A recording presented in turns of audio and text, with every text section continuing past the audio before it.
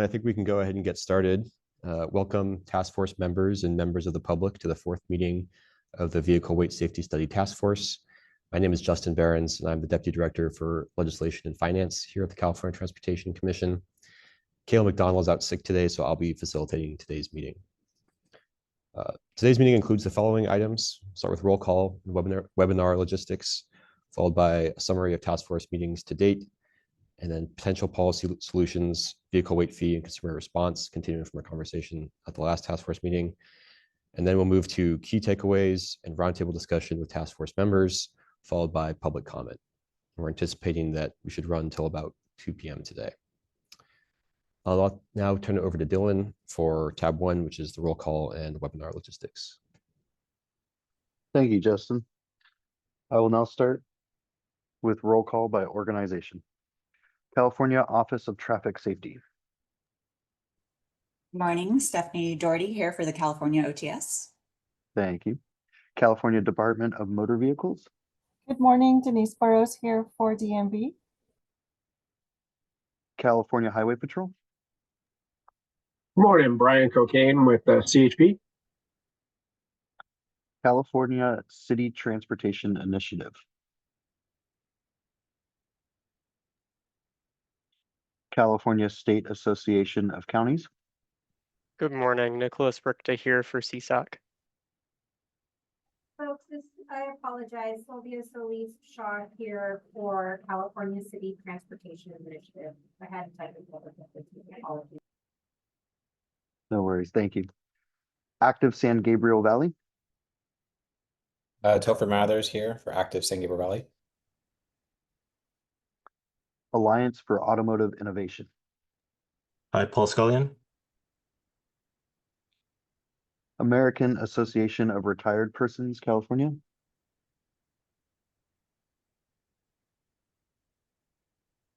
American Automobile Association. Megan McKernan here for AAA. California Farm Bureau. Stephen Penaroli from the Farm Bureau. California New Car Dealers Association. Les Spicer here for CNCDA. National Federation of the Blind of California. Hi, Jesse Sherrick here with the National Federation of the Blind of California. Safe Streets Research. Hi, Rebecca Sanders here for Safe Streets Research and Consulting. Streets for All. Mark Fuchsovich from Streets for All here. And United Contractors. Good morning, Gus Flores for United Contractors.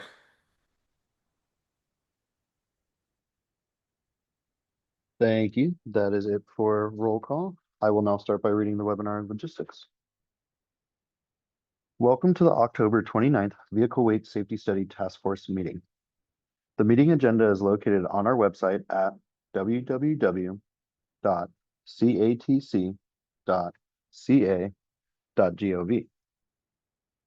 Any document the CTC creates can be translated into any language you need.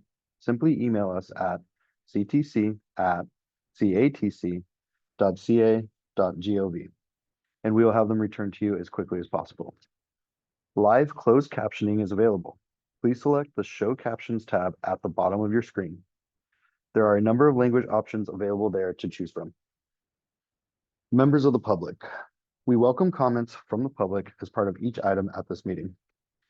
For those attending via Zoom, you should see the webinar control panel likely located at the bottom of your screen. There you will find the raise hand and Q&A tabs. We encourage you to use the raise hand feature as early into the item as you can to give the system time to acknowledge you. Commission staff will let you know when it is your turn to make your comment. Alternately, you may use the Q&A tab to submit your comment. Please be sure to include the agenda item number you are commenting on. Commission staff will read the comment on your behalf. As a reminder, each registered attendee is provided a unique link and a phone number to access the webinar. These should not be shared with any other participants, as this can create confusion for staff when calling on you to make comments. Presenters. If you are on the agenda to make a presentation, please do your best to be succinct.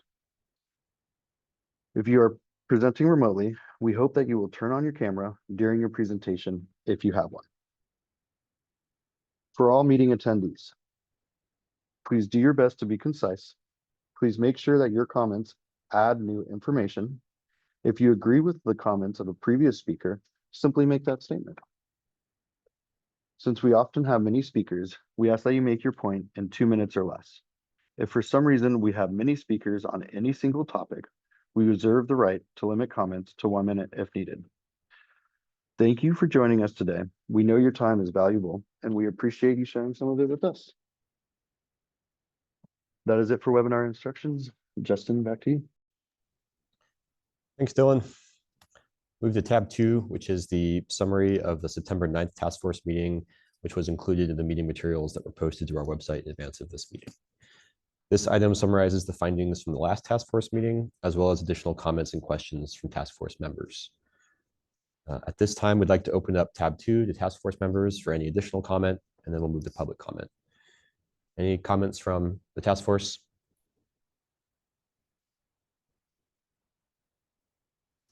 All right, seeing and hearing none, this concludes comments from the task force. Dylan, do we receive any public comment? There is no public comment. Thank you. Great. That concludes tab 2. We'll move to tab 3. Potential policy solutions, vehicle weight, and consumer responses will include presentations from Dr. Matthew Rafeman from the University of California, Berkeley, and Dr. David Brownstone from the University of California, Irvine. I'll now turn it over to Dr. Rafeman to give his presentation on potential policy solutions regarding vehicle weight fee. Excellent. Hopefully you can hear me okay. It's great. Start every presentation with that statement. Today we're going to be talking about the potential policy solutions for vehicle weight fee. These are going to be potential policy solutions. They're not policy solutions that we at Berkeley or in this report are advocating for necessarily. It's more of a scan of the theoretical, the hypothetical of what's out there and what could potentially be implemented, specifically within the context of the topics we're talking about here, which is vehicle weight and maybe extended to vehicle size and a shifting demand for those types of vehicles. I just wanted to kind of clarify that because we are not approaching this and didn't approach it as a pan, road safety, all topics around the safety of vehicles on the roadway type of mandate. Instead, we focus specifically on the vehicles themselves and their weight. So next slide. So as I mentioned, we're going to be focusing on those policy solutions. We talked about 2 of those types of policy solutions last session. Today, we're just going to be talking about fees and taxes. And then there's 2, I think, or 1 additional consideration that we added in at CTC's request, which are really follow-ups to previous discussions that we've had. So again, we're going to focus on vehicle weight and passenger vehicles only. This is a view of the landscape of policy solutions. And the intention is to catalyze the conversation, not direct it or in one direction or another, or even advocate for a certain, policy action. Next slide.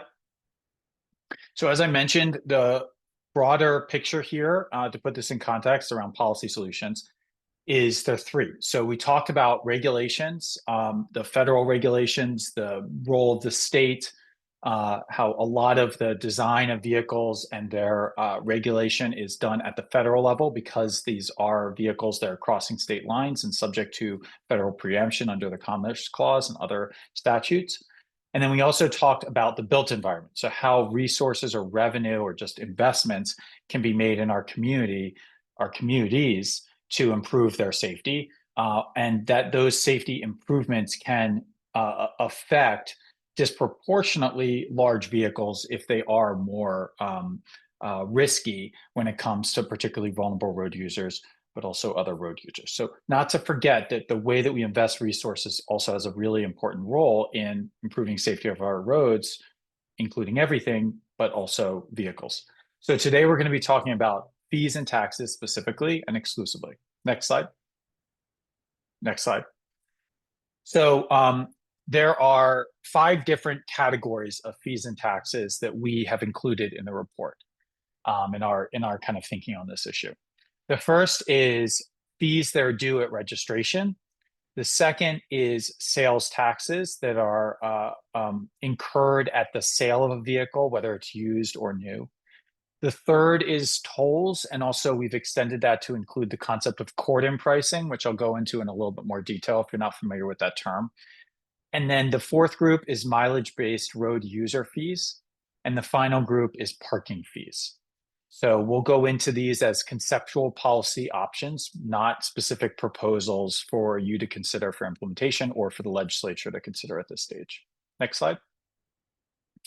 So the first concept, the idea of a weight fee that's due at registration. So as we've talked about in previous sections, when one registers a vehicle in the state of California and pays that registration fee on an annual basis, we are paying not just one fee, but a collection of fees. There are quite a few different fees that are incurred by different agencies and for different purposes for the state.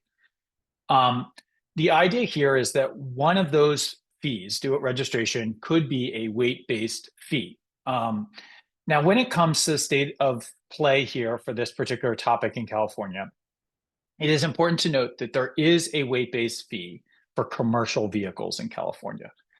That weight-based fee applies to all commercial vehicles that are registered and also personally owned and operated pickup trucks. Pickup trucks are considered commercial vehicles as far as the registration fees are concerned. So there's a nuance here, which is to say that while the commercial vehicle fleet does pay a weight-based fee, and we'll go into what those fees look like, that is also currently applied to all pickup trucks that are registered in the state. It does not apply to the same size or weight vehicle as that pickup truck if it's another form factor, like an SUV, for example, or a really heavy sedan. So it's sort of a quasi weight-based fee when we're coming at it from the perspective of registered vehicles.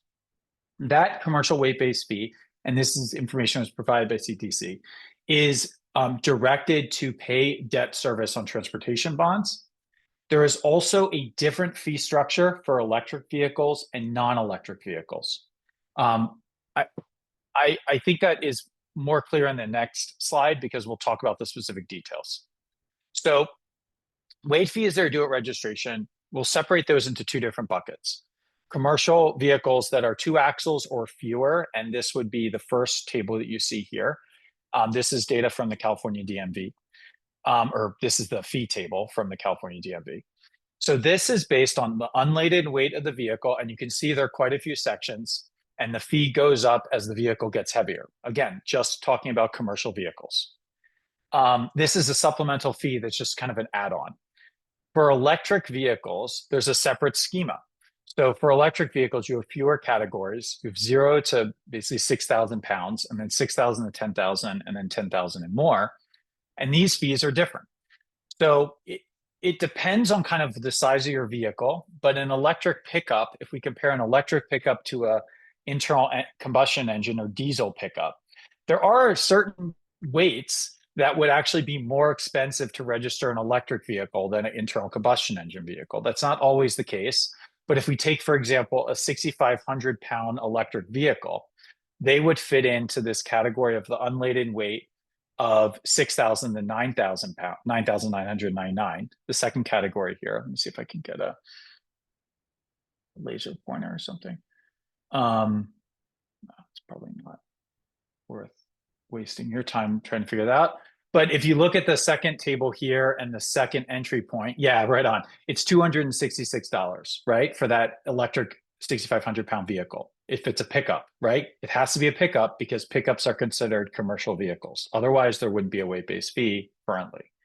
That same 6,500 pound vehicle, if it was not an electric pickup, but was instead like a standard, gas-powered pickup, it would fall into the category of 6,000 to 7,000 pounds and would only be $204 of weight-based fees. So just thinking about weight-based fees, there are these kind of interesting idiosyncrasies with the way that we've kind of cobbled together in the state of California a fee structure around electric vehicles and combustion engine vehicles. and specifically how that affects pickup trucks. So I'm pointing this out so that we're all kind of on the same page of sort of what the current status is. I do want to note one caveat here, which is if an electric vehicle is registered, there are other fees that the electric vehicle does not pay. For example, smog fees and the various associated fees associated with that. So those fees bring that total fee due at registration down. So it's complicated, and it's all done all at the county level. So it's even further complicated. So it's worth just recognizing that there's a lot of nuance here. I don't want to minimize that. But generally speaking, this is kind of the schema that we're looking at for weight-based fees currently at the state of California when it comes to registration. Next slide. So we think there are a couple opportunities to consider here. One would be big picture to just decouple weight from commercial vehicle status. Instead of thinking about only commercial vehicles paying a weight-based fee, one idea might be to just basically apply that same fee or a fee to all vehicles, regardless of their status, commercial or not commercial, and do it strictly based on the weight of the vehicle. So that could be just taking that current schema that we just talked about and applying it to all vehicles, or it could be to create a whole new system of fees that would be just weight-based fees. Now, important in that is tackling certain questions like, should electric vehicles and non-electric vehicles be treated differently? Should they have the same weight-based fee or a different weight-based fee? But it's also important to think about other considerations, like, do these fees actually affect purchasing decisions? Do they shift the market? I don't know. That's under research. So, that's one question. Is it effective at actually getting people to buy smaller vehicles if that's the intent of the state? There's also an unclear relationship from sort of an equity perspective of the of vehicle weights and household income. And that matters from an equity perspective. So certain, lower income households might be affected differently. It also matters for different professions, different family sizes, disability status. All these things might shape the decision-making around what kind of vehicle someone purchases. So it's worth taking those considerations into account. But because that relationship between weight and income is not necessarily established, it's not necessarily clear either what implications raising the cost of registration would be on the population.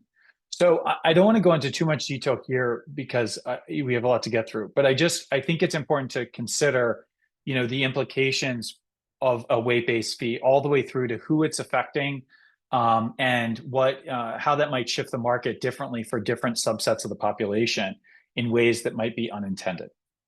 We can go to the next slide. So half the US, we've seen this slide before, so I've already made this point, which is half the states have some form of weight-based fee due at registration. California is one of them, as we talked about with the commercial weight fee. But I'm going to go through 4 examples so that you can just get some context on how other states are approaching weight-based fees and how California might consider, its approach in the context of what else is going on across the country. Next slide. So let's first look at Maryland, where I happen to be born. So in Maryland, they've basically separated vehicle classes into cars and trucks for the purposes of the weight-based fee. And cars and trucks pay a different fee based on a given weight. So you can see here the first group for both is up to 3,500 pounds. I mean, probably struggle to find a truck that's under 3,500 pounds, but if a truck that's under 3,500 pounds is registered, its fee would be a little bit higher than an equivalent car, $133.75 versus $120.50 if the same size was a car. So form factor alone, controlling for weight, has a different weight-based fee.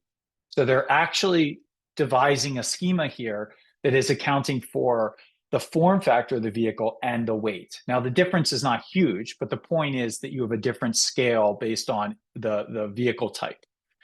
So anyway, so like a vehicle that's 3,500 pounds or lower, that's a car, would be 120, and that goes up to, it's a compressed weight scheme here, right? So up to 3,500, then you have this small one that's 3,500 to 3,700 pounds. And then anything over 3,700 pounds is $191.50 if it's a car.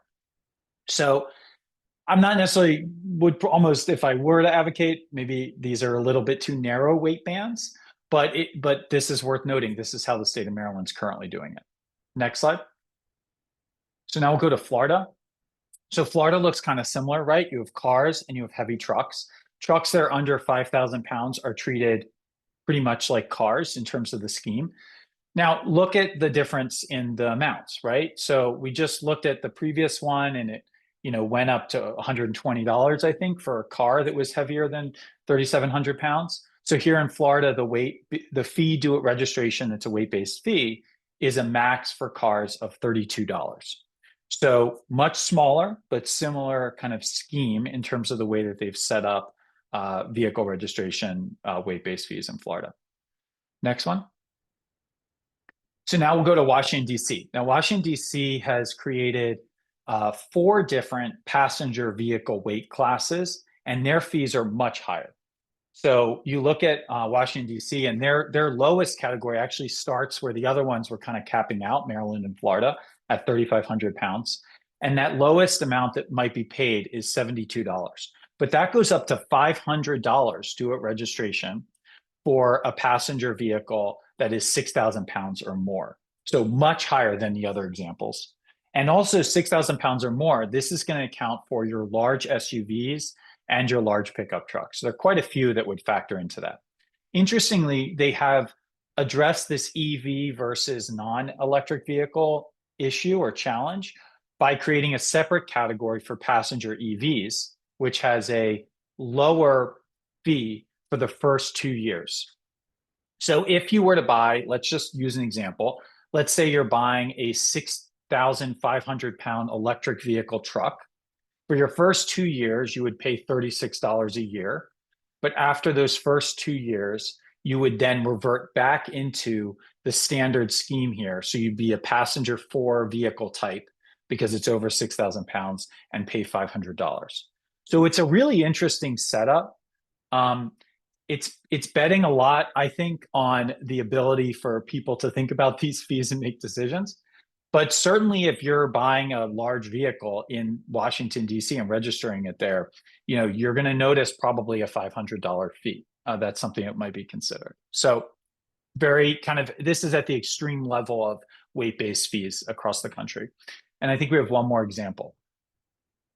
Yes, Hawaii. So I wanted to bring in Hawaii because Hawaii is interesting. Hawaii is doing this in a pretty clever way. What they're doing is they're saying, we're not going to actually do different, nominal amounts. We're going to instead just do this based on the weight of the vehicle. But they've created 4 categories rather, because they are accounting for these differential weight classes. So the amount of the fee per pound of the vehicle, that amount is actually sensitive to where the vehicle fits in terms of its weight class. So it's a little hard to parse this, but I gave you an example here, which is if we took a specific vehicle, let's say a 5,400 pound Chevy Tahoe SUV, that would be in here in that category of 2 cents per pound. And that fee would end up being $108 to register in Hawaii. So that's how the calculation would play out. I think this is interesting because it's basically putting a fee for, you could conceptualize this as a fee per, safety, the incremental increase or risk of the vehicle based on its weight. So you have something that is specific, it's clear, there's this clear relationship that's established between the weight of the vehicle and what the fee would be. And it's a different way they're doing it. There might be 1 or 2 other examples of states that are doing it, but Hawaii is pretty unique on this front. And then if the vehicle's over 10,000 pounds, which we would consider a medium duty vehicle, it's a heavy vehicle for a passenger vehicle over the limit, I think for most CDL commercial driver's license, then it would be $300 to register. So they have kind of a maximum amount basically that for the weight of the vehicle. Next slide. So hopefully that gives you a pretty good amount of detail. I spend the most time on that because that is the system that is most employed across the country. And it's one that is kind of a follow through on what California is already doing with commercial vehicles and weight-based fees. The next concept is the idea of a weight-based sales tax. Now, how is this different from a fee? Well, fee is a fee due at registration. You do it every year or every 2 years, whatever your state is, and you do it whenever you register the vehicle, you pay that fee. That fee is used for different purposes than sales tax typically, depends on the state. But a sales tax would be a one-time fee or sales tax due when you purchase the vehicle. Now, this could be applied to used vehicles or new vehicles. It's often there's some way to do that when you import a vehicle as well, and then you can kind of offset that with the sales tax you've already paid. So there's kind of complications there that I'm no tax policy expert. But that's the point here, is this is a one-time fee. Now, there are no weight-based sales taxes that are in effect for personal vehicles that we could find. Instead, we found 2 examples where Texas and Virginia are doing this for larger vehicles. So they're doing it in Virginia for vehicles that are 26,000 pounds or heavier, really big trucks. And they're doing it in Texas for vehicles that are 14,000 pounds or heavier. So those particular vehicles in those particular states do pay a weight-based sales tax supplement. But other than that, we don't see that being used anywhere. Now, I don't think that's in many of these cases, we're going to see that we don't have examples of that being used anywhere. And maybe this is a good place to point out that that can be because of at least 2 different reasons. The first reason is that it's not legally viable. You know, you can take the lack of evidence of something as maybe indicative that there's a legal issue with that. And we'll talk about that with the context of tolls in a minute or two. The other reason is that this is new stuff. It isn't being done across the country. California is at a little bit of the bleeding edge here with even this discussion. So I don't think you should assume that just because something isn't done, it can't be done for various reasons. But just know that there's some context here around the novelty of this type of question that's really just starting in California and in some states that are kind of on the cutting edge of this stuff. So just to note also that the existing sales tax, in the context of an additional tax, the existing sales tax is 7.5% with up to 2.5% of purchase price more that can be employed at the county level. Next slide. So the opportunity here would be pretty clear. It's to conceptualize a weight-based one-time sales tax that would be collected at purchase or when a vehicle is imported into the state of California.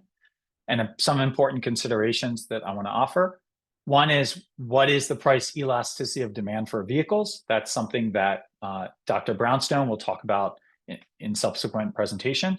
But the idea here is, what's the relationship between a additional cost to purchasing that vehicle and how that shapes demand? If the purpose is to shift people to buy smaller vehicles that are safer, then there needs to be a relationship. It's again unclear what that relationship is between vehicle weight and household income. So we don't know how that will play out in the population. And again, what exceptions would be made? Probably there would be certain exceptions, exemptions really to the tax that would be applied to different subsets of the population. Who are those populations? Why would some meet that criteria and some wouldn't? How would you play this out? Is a family of 4 the same as a single occupancy household or a single household, single individual household? So these are all questions that kind of have to be considered in the context of a sales tax. Next section. So the third concept here is the idea of weight-based tolling. So we already pay tolls, right, for vehicles. So the idea, and actually commercial vehicles, or at least shipping, right, is done by the axle, which is a road degradation relationship that was talked about in the previous section. But the idea here is that it is another way that revenue is collected and a way that vehicles can be made more expensive or less expensive from an operational perspective. So it might shift demand as a result. So the idea here is to just levy an additional fee on road users to access infrastructure based on the weight of the vehicle. We do not find any examples, again, of weight-based tolls for passenger vehicles. There are examples of differential fees for access to bridges, express lanes that are done by fuel type, number of axles, and the vehicle occupancy. Fuel type would be electric vehicle exemptions, right? To access, not pay a fee when they access a high occupancy vehicle lane or an express lane. Number of axles would be the commercial examples that I just talked about, where you have like 18 wheelers that have a number of axles that pay based on that. And then you have vehicle occupancy, which would be like the concept of a high occupancy toll lane or a extra lane, an express lane in the state of California, where you're able to access that for free if you have a certain number of people in the vehicle. Otherwise, you pay a fee. Now, keep in mind, this is stuff that's federally authorized. It is also just in the last month, in September, we saw the end of the exemption for electric vehicles in the state of California because the US federal Congress did not take action to extend that authorization to have an exemption for fuel type. So this is something that is implemented at the state level, but federally sanctioned and authorized, and is therefore subject to a complex political process that currently does not appear to be supportive of this type of, how do we want to classify it? Like tolling based on different criteria.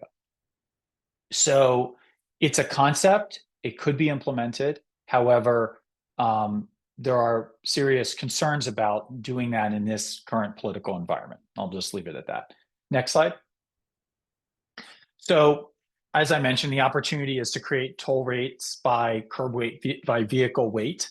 And that could be implemented in bridges, toll roads, or express lanes, or all of the above. So here are some considerations in addition to the political piece that I just talked about. One is that there is tolling infrastructure, right? We all have the passes, or many of us do, to access the toll lanes, but it's not ubiquitous. It's not exactly clear to me how you would deal with a vehicle that doesn't have a express pass or Easy Pass or any other kind of like national electronic tolling device in their vehicle, because those vehicles it would not be clear what size the vehicle is. So there is a key technological improvement or challenge that would need to be made for vehicles to be linked with their tolling device, and so that there would be a different weight based on the weight, or different charge based on a different weight of each vehicle, which would be in some database linked with the tolling device. And then how to deal with vehicles that don't have an electronic tolling device.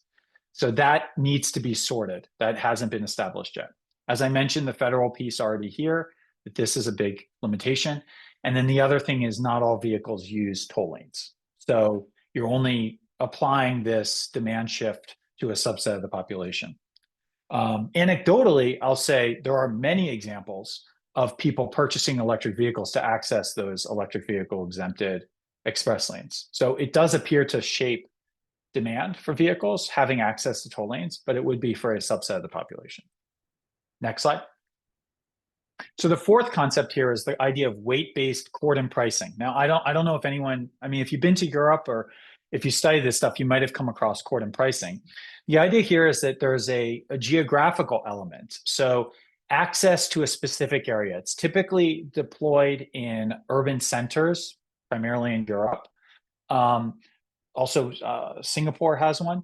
But so essentially, to access a central business district, you pay a fee. Oh, the other example is New York, right, is doing this through congestion pricing. So that maybe is more, people are more aware of that now. So to access a certain area, you pay a fee. That fee itself could be differential based on the size of the vehicle. Now, this actually perhaps even has more of a rationale than the weight-based tolling aspect, because here, if it is a central business district, then you are essentially restricting access to a heavily congested, densely populated, typically, area where you have a lot of foot traffic and a lot of micro-mobility traffic. So there's a lot of risk embedded in these central business districts that often are places where when cordon pricing is employed, it's these types of locations. So if you imagine a dense area of London, right, where you have a lot of traffic happening, space is at a premium, there's concern over safety, that is exactly from a safety perspective and from a utilization of space perspective, where you might want to consider, do we want large vehicles operating, or do we want fewer large vehicles operating? So there's sort of an alignment here between those objectives of congestion, utilization of space, and safety, and restricting access to large to smaller vehicles, or reducing access for large vehicles, but with a fee. So the existing use, none in California, but you do have the examples in New York, London, Stockholm, Singapore. There also are low emission zones in Europe that aren't weight-based fees. So these would be like an air pollution or an air quality argument for these types of cordon pricing. So you restrict access to only vehicles that do not have tailpipe emissions. And that is from a quality of life and air pollution and air quality perspective. So there are plenty of examples around the world of cordon pricing, but they're not weight-based yet. Next slide. So California, hypothetically, could create a weight-based cordon pricing for access to urban centers in the state of California and apply that with a weight-based attribute. Now, a lot of stuff to kind of consider here. They're typically employed to urban areas. That is good, as I mentioned, because those areas are where the risk of vulnerable road user conflict with vehicles is highest. However, that means it's only going to affect a subset of vehicles that are entering into urban areas. Additional effects might include congestion, utilization of space, like I mentioned, and air pollution, so that's good. It's not really clear to me, or in this research, what the implications would be from a kind of equity perspective. It might be regressive. You might have subsets of population that really need to get into urban centers, for example, for work, that would then be forced to pay a fee. They may not be able to upgrade their vehicle to a smaller vehicle that's newer. They might have a larger vehicle and therefore be subject to the fee. So there's a lot of kind of aspects there that would need to be worked out. It is, of course, with any of these fees possible to do means-based pricing, which means essentially based on tax records or some sort of indication of income, you can adjust the amount of the fee. But we're starting to get into a lot of complications in terms of the implementation, though they're probably surpassable. And finally, if the state where this is something that was guidance was provided by CTC, so conceptually, the idea is that if the state were to do cordon pricing, that pricing would likely be to adjust other factors, like, for example, what London, Singapore, other countries have done, and cities, which is to address congestion using a cordon price. And that weight would be this sort of secondary, ancillary benefit that would be accrued by virtue of putting into place a cordon pricing. I do think, though, it is possible, if one were to sort through the same challenges that we talked about with tolling for vehicles, it might be possible to overcome these issues with technology. So linking a tolling device with the vehicle registration, the license plate number and registration information from DMV, and then knowing what vehicle that is and what size it is, so that it's possible to do differential pricing. That's conceptual, but it is conceptually possible to do that. So all that would be automated behind the scene, and you would just pay a different rate based on the size of your vehicle. You can go to the next slide. Okay, next category, penultimate, so second to last, is the concept of mileage-based road user charges. So what is this? This is a fee that applies to vehicles based on the number of miles that vehicle travels. It's a road user charge conceptually. So if you drive a lot, you pay a higher charge than if you drive fewer. There are no current applications from a policy perspective in the state of California. It's worth noting that there is a growing evidence base and interest in studying this idea. There is recent completion of the road charge collection pilot, which was conducted by Caltrans as a potential replacement for the gas tax. So California is thinking about it, but we don't have any policies. It's not baked and it's not moving forward. I shouldn't speak on that any further because that's not my area, and I know California Transportation Commission is very knowledgeable about this, so if there are questions, I'm sure they can answer them. We have seen examples of road user charges in Oregon, Utah, and Virginia. These are voluntary programs at this point, so it's an alternative to paying other fees. But Hawaii's is maybe the best example because Hawaii has actually established a pathway to implement a road user charge to replace a fee for electric vehicles and eventually for all vehicles. So right now, as of this year, Hawaii implemented this road user charge program for electric vehicles that are registered in the state. And then longer term, in the next 8 years, they're expecting to roll that road user charge out to all vehicles that are registered in the state of Hawaii and replace the gas tax with that. Now, this is a bigger picture question. It really brings up the ideas of road degradation. How do we invest and fund our road infrastructure? The gas tax as a concept. What does the gas tax mean from a revenue perspective as vehicles transition to other fuel types, whether it's electric vehicle, hydrogen, what have you, fuel cell? So as that happens, the revenue from the gas tax will drop. It will no longer be able to, support even the current level of investment in our roadways, and there needs to be some other way to deal with this. So that's the bigger picture and context for a lot of these road user charge conversations. The point here, though, is that it is possible, as my brother-in-law says, to feed two birds with one scone by achieving the road user charge objective of maybe replacing the gas tax with also adjusting rates based on how much a vehicle weighs. So you can do kind of both things conceptually at the same time. So you can go to the next slide. That's really the opportunity conceptually here, which is to implement a road user charge with differential pricing based on vehicle weight. And what that would potentially do, the other way to do it, so that's you could have different rates, or you could charge the same road user charge to all vehicles based on the miles that they drive, but then have lighter vehicles subsidized.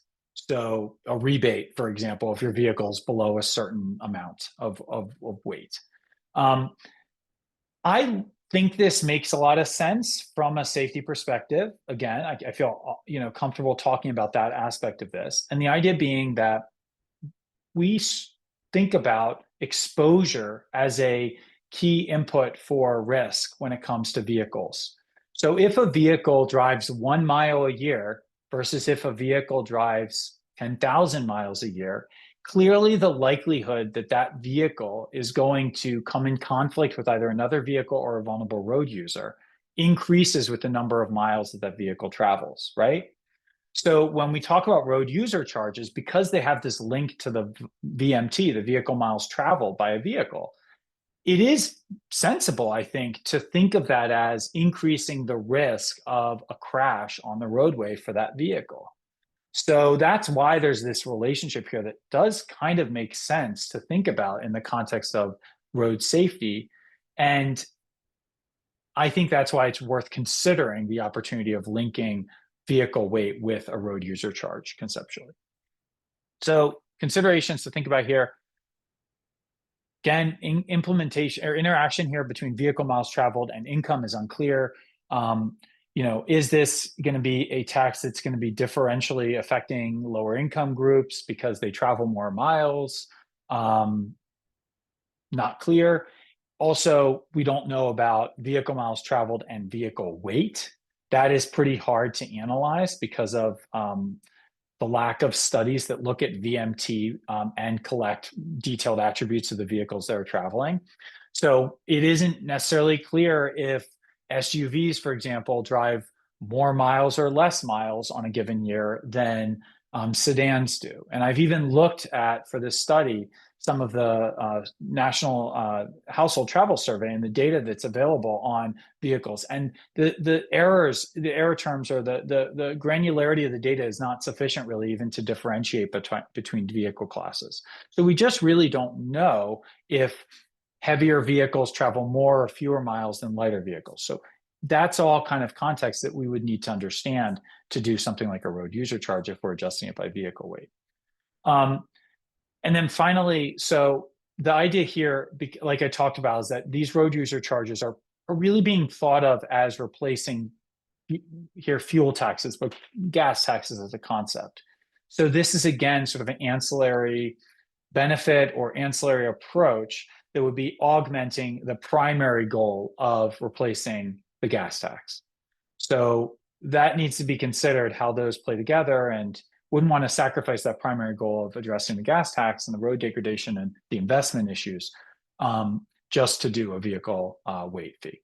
So we can go to the next slide, which is the final small category here. So thinking big picture landscape again, another way that you can shape demand for vehicles but by weight is to think about parking fees. It's another way that we spend money while operating our vehicles, and therefore it's another way that the choice of which vehicle to purchase might be shaped based on differential fees.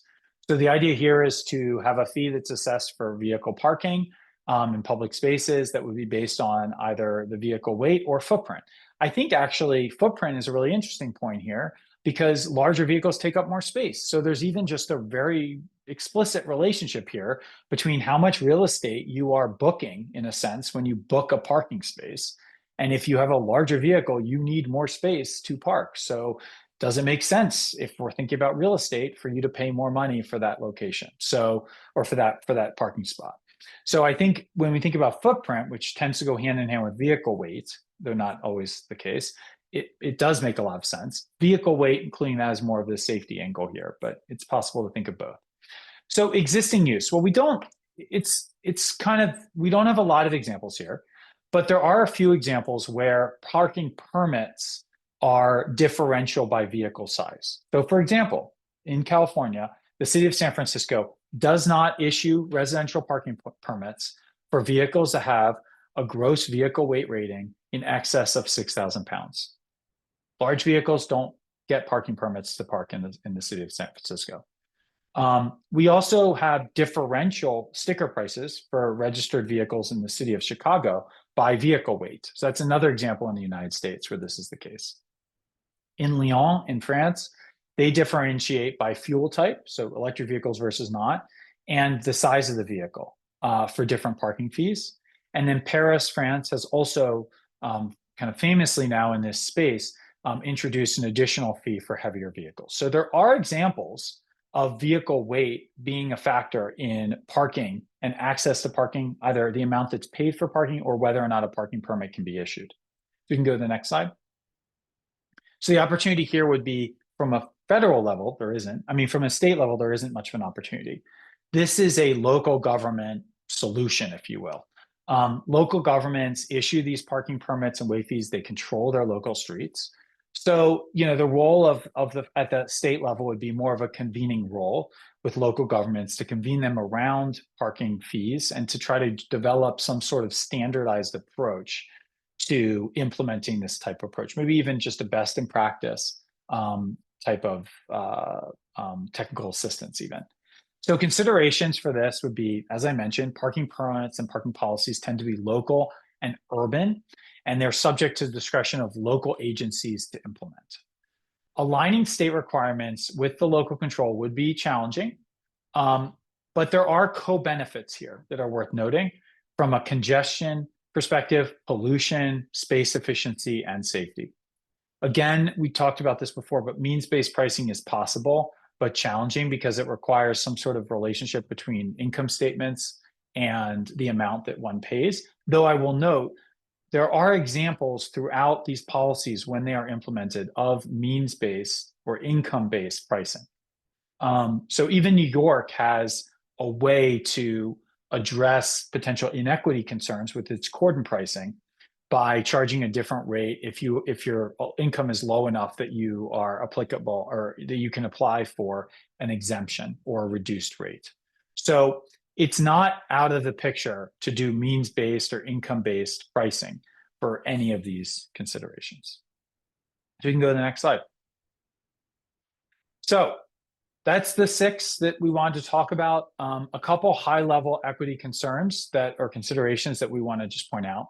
One is rural versus urban. You'll see for a couple of these policies, they're urban focused. So that's a geographical inequity potentially. Equity is, as a concept, very complicated. What does it mean? Does it mean equity around how many miles we travel, the trips that we take, the location those trips are taken, or the vehicle type?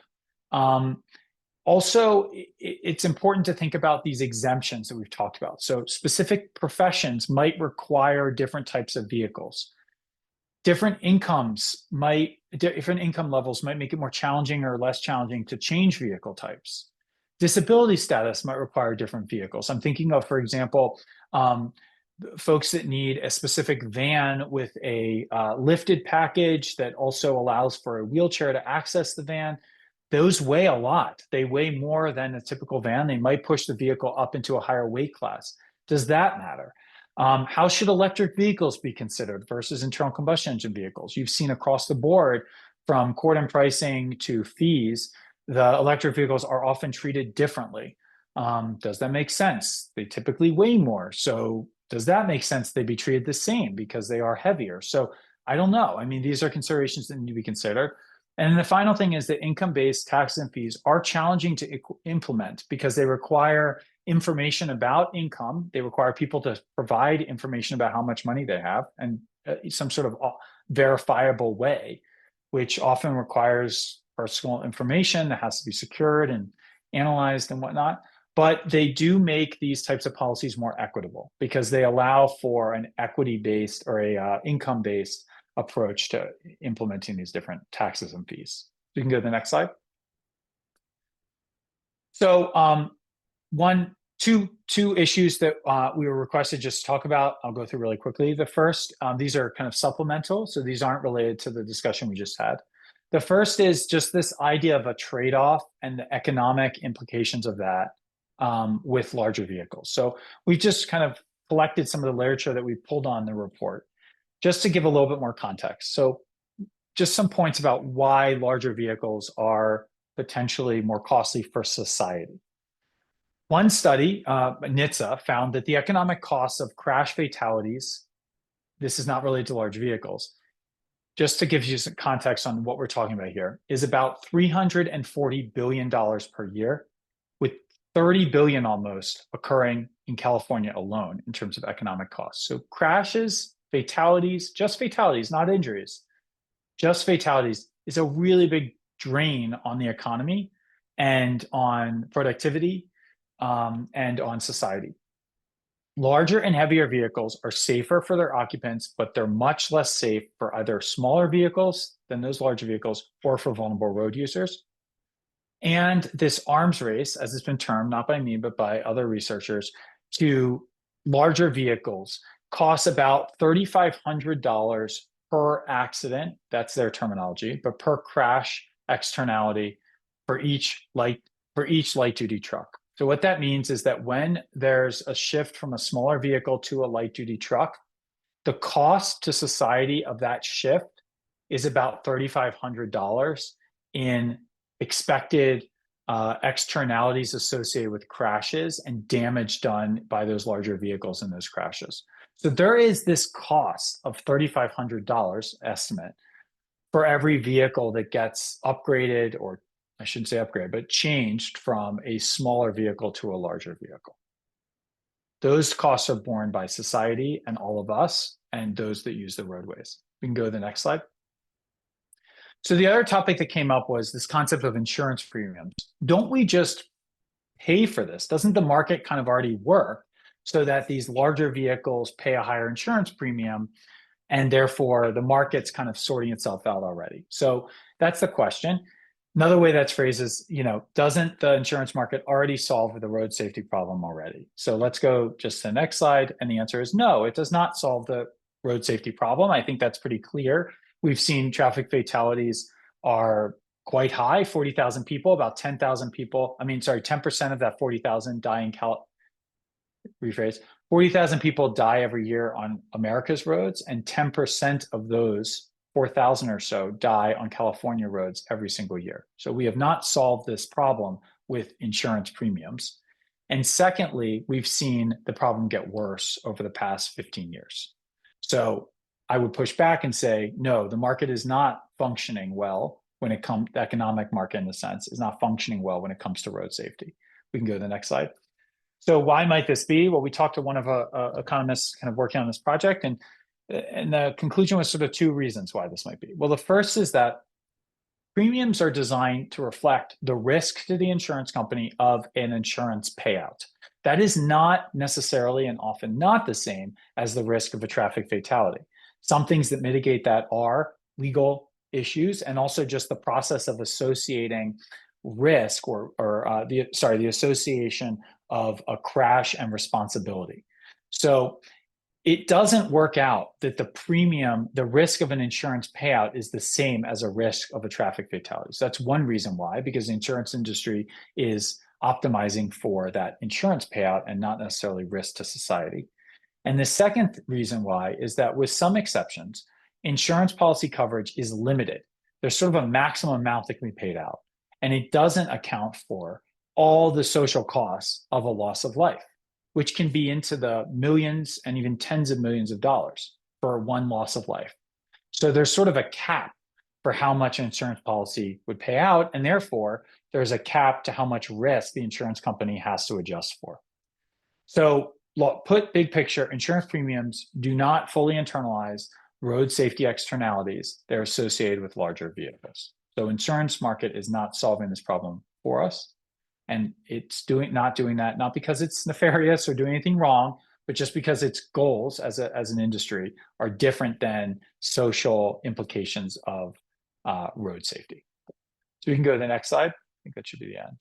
Yeah, so big picture questions, kind of to finish it up, that we've been thinking about in the context of this study. One is thinking about revenue investment. So how would revenues, if there were new fees or taxes, how would you invest as you, the state government, invest new fees and taxes? Would it be invested in a virtuous cycle of road safety improvements? So maybe built infrastructure that would improve the built environment and make the road safer in creating a virtuous cycle? Or would it be invested in other objectives? So it's important to think about how the revenues would be invested. Second question is vehicle weight as a concept an appropriate proxy for vehicle safety? I would put out there that what we care about is safe streets. We care about making the roads safer. Is vehicle weight the issue? Is it footprint? Is it the other aspects of the vehicle? Is it other aspects in general? Or do we really just want to focus on safety? So I've been thinking about this a lot in the context of this project, which is, yes, vehicle weight matters for safety, but so does speed, so do a lot of other factors. But even just thinking about the vehicle itself, there can be a heavy vehicle that's more safe than a light vehicle based on various aspects of that vehicle, whether how that's designed, what technology the vehicle has, and whatnot. So in a perfect world, any of these fees, any of these approaches that we're talking about would probably be better calibrated to the safety of the vehicle and not to something like vehicle weight as a proxy for safety. So if there was a way to say vehicle A is safer than vehicle B, that would be beneficial because you would basically conceptualize a fee or tax that's lower for vehicle A because it's safer than vehicle B. And we've been talking about vehicle weight as a proxy for that safety aspect. But I would ask you, to think about, are there other ways to define safety? Maybe even NCAP scores, like the National New Car Assessment Program that assesses the vehicle safety. So there are other ways to assess safety that might be more direct to the process that we're aiming for here around vehicle fees and taxes than using vehicle weight as a proxy. But it would need to incorporate the safety of vulnerable road users as well as vehicle occupants, and that's a key but. So the third point here is that are there sufficient lighter vehicles in the marketplace to substitute for heavier vehicles? That's a really important one. We've seen at least US manufacturers of vehicles, Ford, GM, Stellantis manufacturers like Jeep and Chrysler vehicles. So those vehicle manufacturers have all said, we're not making sedans anymore. We're making SUVs, we're making crossovers. Happen to be heavier vehicles typically. So there needs to be vehicles out there for people to switch to lighter vehicles if that's the goal. If all the vehicles are 6,500 pounds, then, you know, what's the point of a vehicle fee or tax if we want to shift demand, if that's the concept? So the final question here is, should electric vehicles have different weight-based fees than gas-powered vehicle alternatives? On the one hand, collectively, the state of California wants to incentivize a cleaner future. Electric vehicles are part of that. Decarbonizing transportation is a big part of that. So maybe there's a reason to incentivize electric vehicle purchases. On the other hand, electric vehicles weigh more. They are potentially dangerous if they're heavier than if they're lighter. So you might want to also incentivize smaller vehicles. So how do you weigh those two objectives when thinking about these different policies? That's a lot. I'm happy to take questions now or after Dr. Brownstone's presentation, but I think that's the final slide here. Thanks, Dr. Raifman. So I think now we'll move to Dr. Brownstone's presentation on potential consumer responses to a vehicle weight fee. And then both you and Dr. Brownstone will be available for any questions or comments from task force members after that presentation. So Dr. Brownstone. Thank you.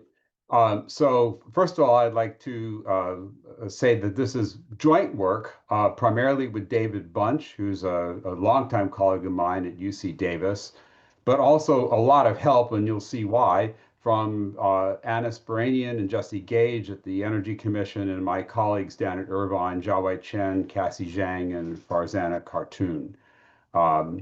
Next slide, please. So this is the only fancy picture you'll see. Otherwise, my slides are pretty much text-based. So what's the problem here?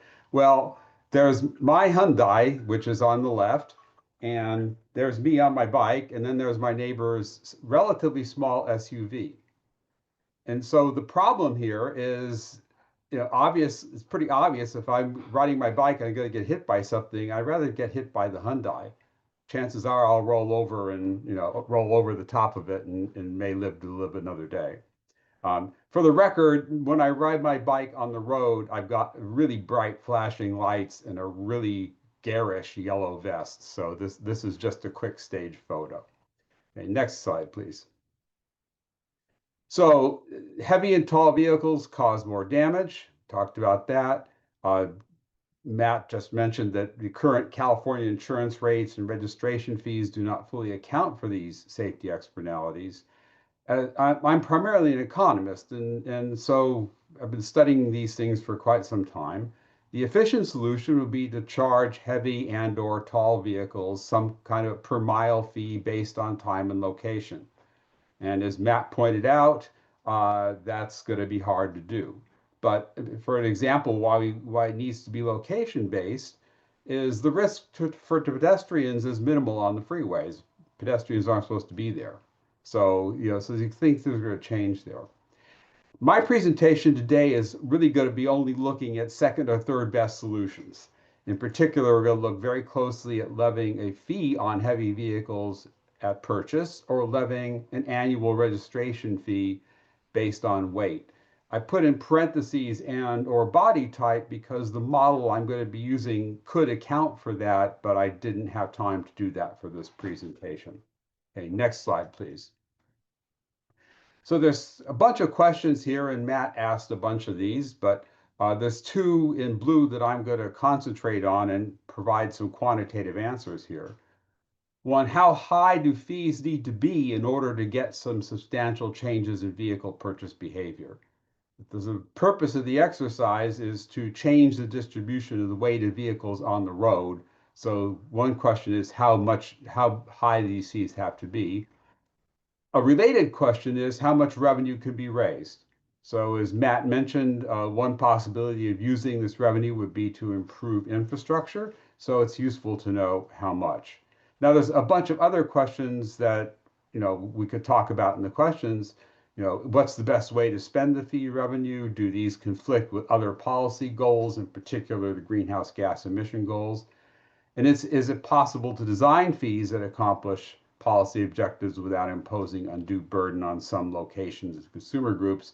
Matt already went over this. I don't have much to add here, but we'll concentrate on the first two. Okay, next slide, please. So why is this hard? Well, in 2024, there were 15,681 unique combinations of make, model, fuel type, and year registered in California for a total of 29.4 million vehicles. So these are just light-duty vehicles under 10,000 pounds. So if we knew the weight of each of these vehicles, we could calculate the revenue for any weight-based fee just using a spreadsheet. Admittedly, a big spreadsheet, but we could do it. So there's two problems here. One, it turns out we don't know the weight of each of these vehicles. That's one story. But the bigger problem is these results would only be valid if we assume that consumers do not change their purchase behavior in response to the fees. So that's why I'm going to spend the rest of this talking about modeling consumer behavior, because that's where we're hopefully going to get something other than just revenue. So next slide, please. So first of all, just a little bit of theory here. If heavier vehicles become more expensive to purchase and or operate, people, all else equal, will switch to lighter ones. If the fees apply only to new vehicles, then people will switch to used vehicles and or keep their existing vehicles longer. This will also change used car prices. And so we've seen this before, most notably in California in 73, 74, when we put on really ugly pollution control devices that made those particular years of vehicles very hard to drive. And so we've seen this, and so there's some history to this, behind this.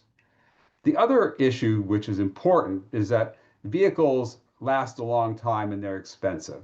So whatever we do, it's going to take quite a few years to adjust. And so just to let you know where we stand here, about a quarter of the vehicles in California are more than 14 years old, and over about slightly more than half are more than 9 years old. Only 10% are new vehicles. So typically, when we talk about vehicle technology and things like that, we're talking about changing people's behavior when they buy new vehicles. That's going to take a long time to work through the system. The other thing that's going to happen with these weight fees are manufacturers can also respond by making new vehicles lighter. I mean, the technology exists to do that. The only reason they're not using it is because it's expensive. But if we make the cars, heavy vehicles, more expensive, manufacturers will also respond. And I should say right at the outset that the modeling system that I'm using does not deal with manufacturers' response. So that's one of the many caveats I'll be giving here. Okay, next slide, please. So additional problems. Turns out about 90% of vehicles in California, of these light-duty vehicles, are purchased by households, and another 6.5% are by commercial entities. The commercial entities is a very disparate group. It includes, people like lawyers who incorporated as LLCs and register their vehicles to those LLCs. It also includes things like Southern California Edison, which has a large fleet of vehicles and everything in between. For this purpose of this presentation, we are only modeling households. The model that I'm going to be talking about has the capability to model commercial vehicles, but we don't have any information about the weight of those vehicles, which makes it rather difficult. In case you're wondering what happened to the other 3 or 4%, those are fleets held by government and rental cars, and we don't model those either. Generally, though, vehicle purchases are made by households. And one of the big issues and one of the reasons why we don't know what's going on is it's very hard to get accurate information about all adults in a household, unless that household is one adult. So big surveys that try and do this typically involve finding some household member willing to talk to you, and they serve as proxies for other household members. And so that is a source of problems already. That's something I actually studied long ago in terms of labor force participation. If you ask a spouse how long and details about their husband's work, you may not get accurate answers. more directly, important vehicle attributes, in particular price and repair costs, are actually uncertain to both households and modelers like me. So we are going to base all our work here on the manufacturer's suggested retail price. If you've ever gone to purchase a new car, you know that that's just sort of a point on which you can bargain, okay? And the actual cost, is going to depend on bargaining, rebates, all sorts of things. Repair costs, of course, are also uncertain. Sometimes things break, sometimes they don't. So, you can, so that's another source of uncertainty. And generally, people don't like uncertainty. And so that's going to cause their reactions to be somewhat different. And then sort of the last problem, which is one that maybe the state could help with actually, is much of the required data to do this kind of modeling is simply not publicly available or very expensive to purchase. And I should say right now that some of the data we used in our work, we purchased using grant money from JD Power, and it took 6 months of bargaining for them to get the price of that data down to 4 digits. We'll leave it at that. Next slide. Okay, so now hope convinced you that there's something to model here. The model that I'm going to use is called DynaSim. This is a model that the California Energy Commission has used for many years. And this is a model they use to predict transportation energy demand in California. Okay? So this is an existing model. David Bunch and I have worked on this model on and off literally since I think 1992.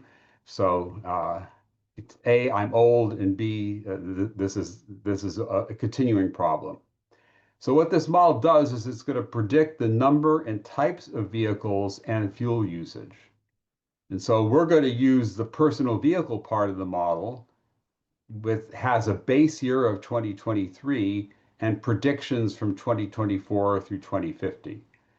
Now, in some cases, I actually have data from 2024, and so I'll augment that. The Energy Commission has been using this for decades and carries out a specialized survey called the California Vehicle Survey of California households and commercial establishments every 2 to 3 years. The most recent one was completed in 23 and 24.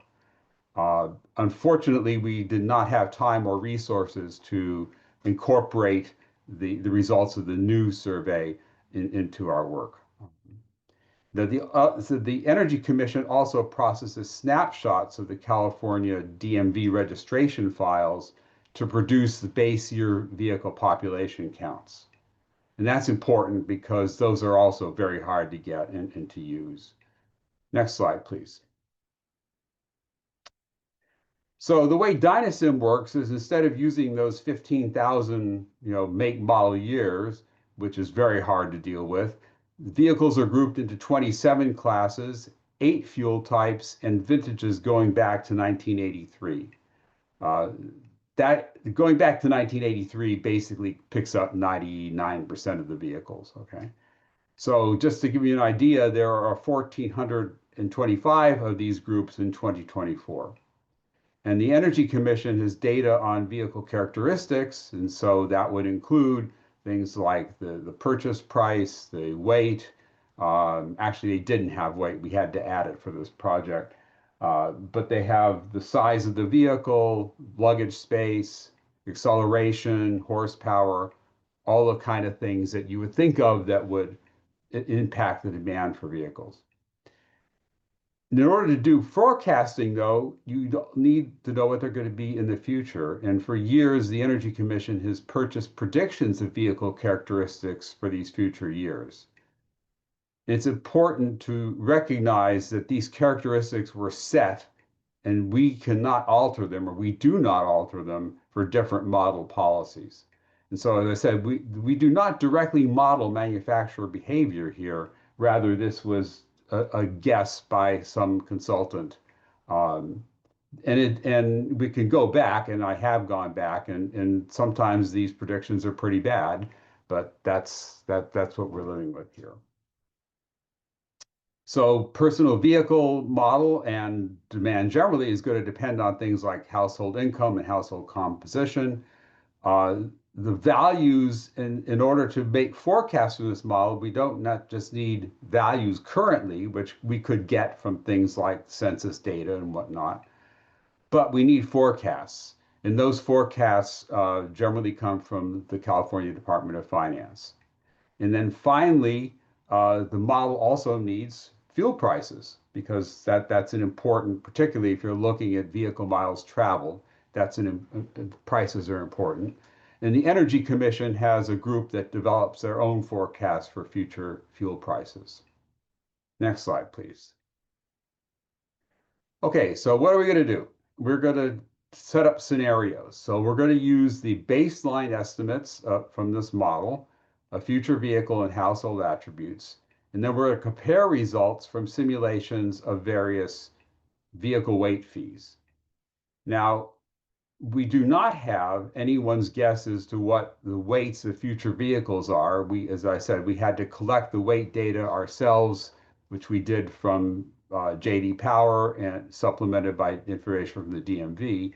So we end up basically assuming that the weights of future vehicles are the same as they are in 2024. So that, if you think that's wrong, then that's definitely a caveat. I should say generally here that this type of work I'm doing requires a huge numbers of assumptions. And inevitably, it's easy to go back and fight over these assumptions. What we're going to try and do is look at differences between these scenarios so that hopefully the differences are going to be less impacted by the assumptions than not. The other critical thing here is that although all these attributes, vehicle prices, weights, you name it, vary within these vehicle classes, the model only allows one price and one annual maintenance fee for each vehicle class. Okay, and Dynasim also has a pretty straightforward way of dealing with used vehicle prices. They're given by new vehicle prices multiplied by a fixed depreciation factor. Now, this is one, for those of you who are familiar with the Dynasim model, that we've made a major improvement here because we use the data we purchased from JD Power to update the depreciation factors, and they are now much more accurate and reliable because we were able to get data from them on actual used vehicle prices, which is also hard to come by. Also, and this is all getting back to this thing that we're not making much assumption about manufacturers, we are here going to assume that manufacturers and other states, in the case of used vehicles, will make as many vehicles as demanded by the model. So you can think of this really as a demand model with the additional assumption that California is small enough that we can soak up whatever excess demand comes out of the model. Okay. Next slide. All right, this is a lot of data on this. I just wanted to, and hopefully this will be made available for people to look at later. I just want to make clear that the baseline here, so all this is without us doing anything. This is the CEC's best guess of what the world's going to look like. And so I picked on 2 years here, 2024 and 2040. And the reason for doing that is 2040 is far enough out that the vehicle fleet has turned over. So if we're going to see any change here, we should see it there. But one thing to note immediately is that the weight distribution is already forecast to increase quite a bit. So in 2024, so the way to read this on the far left, I've got the size classes that are sort of made up of some of these detailed classes, and they're largely self-explanatory. That's their mean weight, and the second column is the standard deviation. The third column is the mean weight in 2040, as predicted by the model. Now remember, the weight of any individual vehicle is not changed. So the fact that these things have changed is because the model is predicting people shifting to heavier classes of vehicles. And the blue figures give the percentage increase of weight between 2024 and 2040. Overall, at the very bottom, the overall mean weight of all vehicles is predicted to rise by 9%. Okay, and you can see that spread, over in different ways over these groups. And interestingly, the compact cars and the subcompacts are the ones that are predicted to experience the highest weight increase. Some of that is, a good chunk of that, as you'll see later, is due to the model's predictions that the percentage of electric vehicles will go up quite a bit. And as Matt pointed out, electric vehicles for the same size class tend to be heavier. So that's kind of what's going on.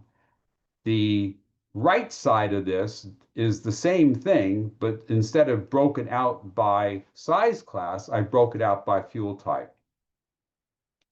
And so the other thing I forgot to mention is I include the 2024 count percentage so you could see how many vehicles fall in each thing. So for the sizes, you can see the bulk of the vehicles lie in the compact, mid-size, and to some extent the standard category. For fuel type, of course, it's much more skewed. 83% of the vehicles on the road in California in 2024 are gasoline. I know that's a surprise to most people because we all hear, and our governor likes to tout, that new vehicle sales are over almost 25% electric right now. But remember, new vehicle sales are only 10% of the fleet. And so this is an indication of that. And once again, you can see that even by fuel type, the model is predicting an increase. And so this is also due to, for example, if you look at the electric vehicle category, you see an increase there. We're holding the fuel type constant. So this increase is caused by people shifting from smaller electric vehicles to larger ones. That's a prediction of the model. Okay, so this is kind of the background. What we're going to do next is change something. In particular, we're going to change the purchase price and change the annual price, and then compare these predictions to this baseline prediction. So that's the best way, I think, of trying to come up with a quantitative answer to the questions that I asked earlier. Next slide, please. So the first thing we're going to do is look at a purchase fee. So this is easiest to collect. It also impacts only new car buyers.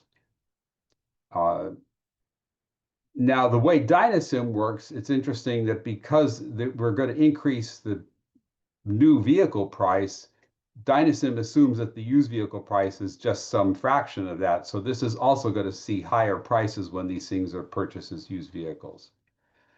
Okay, so instead of the weight charges that Matt was showing on his slide, are using just and actually what I'm doing is pretty similar to what Hawaii was doing. We're going to charge $5 a pound on the portion of the vehicle weight that exceeds 3,800 pounds. So 3,800 pounds turns out to be about the mean weight of all vehicles registered in 2024. This is the only policy we simulated that resulted in a meaningful reduction in the weight distribution of vehicles on the road. Okay, and so I'll show you in a minute what this boils down to. But keep in mind that vehicles that are less than 3,800 pounds aren't going to be charged anything. We're only going to charge this fee to vehicles that are heavier. And once again, remind you that we have to tax all vehicles in one of these cells, these 1,400 cells, by the same amount. So we are really simulating a fee on all vehicles in a group with a mean weight greater than 3,800 pounds. Okay, so that's an important distinction here that possibly could be fixed by further disaggregation and study, but this model is complicated enough as it is. So just keep that as a caveat. Next slide, please. Okay, and so if we take this scenario, about 60% of the new car buyers in 2024 will have a weight fee. Okay.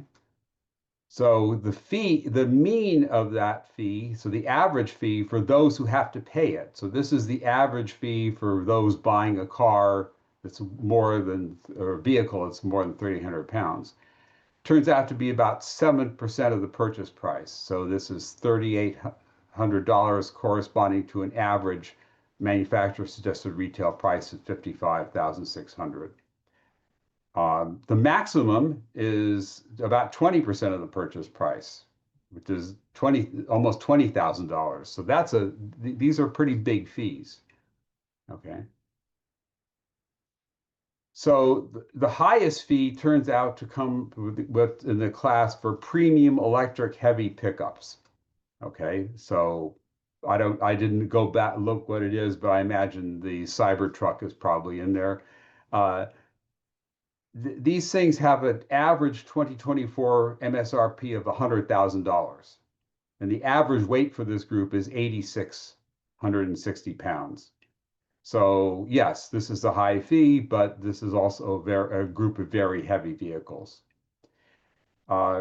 We split up these vehicles, I didn't mention this earlier, into premium and standard based on make. So vehicles that are premium are the ones you would expect, you know, BMW, Mercedes, Lexus, those kinds of things. And the standard ones are your Hondas and Toyotas and whatnot. So just to give you an idea, the buyers of premium vehicles who have to pay the fee, we're going to pay a fee of $4,017, and that corresponds to MSRP of $67,000. For people who buy standard vehicles will pay a lower fee, $3,768, corresponding to a lower MSRP, because of course, standard vehicles are cheaper than premium vehicles. And those in blue are just the percentages. I should note here that this is very close, actually, for most people, this is going to look very close to the sales tax that you have to pay already, which, as Matt pointed out, starts at 7.5% in California and goes up to 10%. So we're talking about a fee that's looking like maybe doubling the sales tax. Okay, next slide.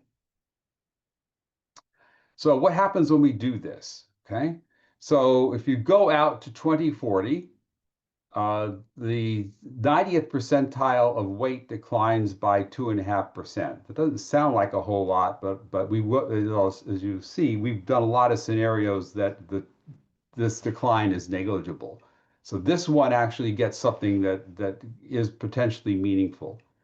The 90th percentile, remember, this is the part of the distribution that 90% of the vehicles are way less than that.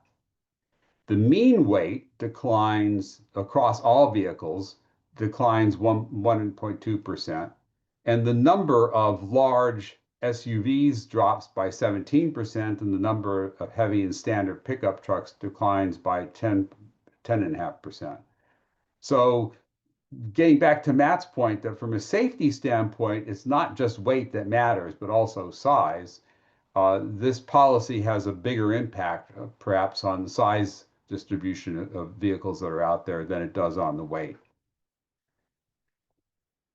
Now, this generates a substantial fee revenue.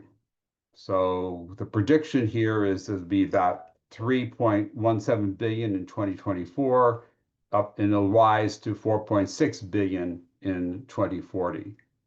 Now, in parentheses, I put what would happen if there was no behavioral response. You notice those numbers are quite a bit bigger.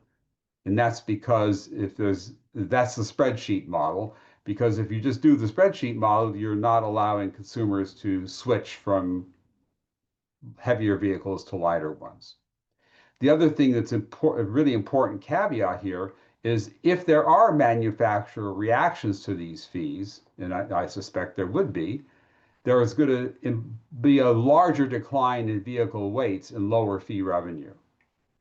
So the makers of these heavy trucks, if they see that suddenly their purchase price has gone up by 10% or something after our tax comes in, that's going to hurt their demand. They're going to try and compensate for that if they can by reducing the weight. So that we're not modeling that, but so you should think about these results as kind of an upper bound as to what you're going to do. And as mentioned before, this is a lot of revenue, and this could be used for safety improvements and or funding, key state initiatives. And I just put in parentheses that the current revenue in California is 240 billion. So this is a big number. Okay, next slide.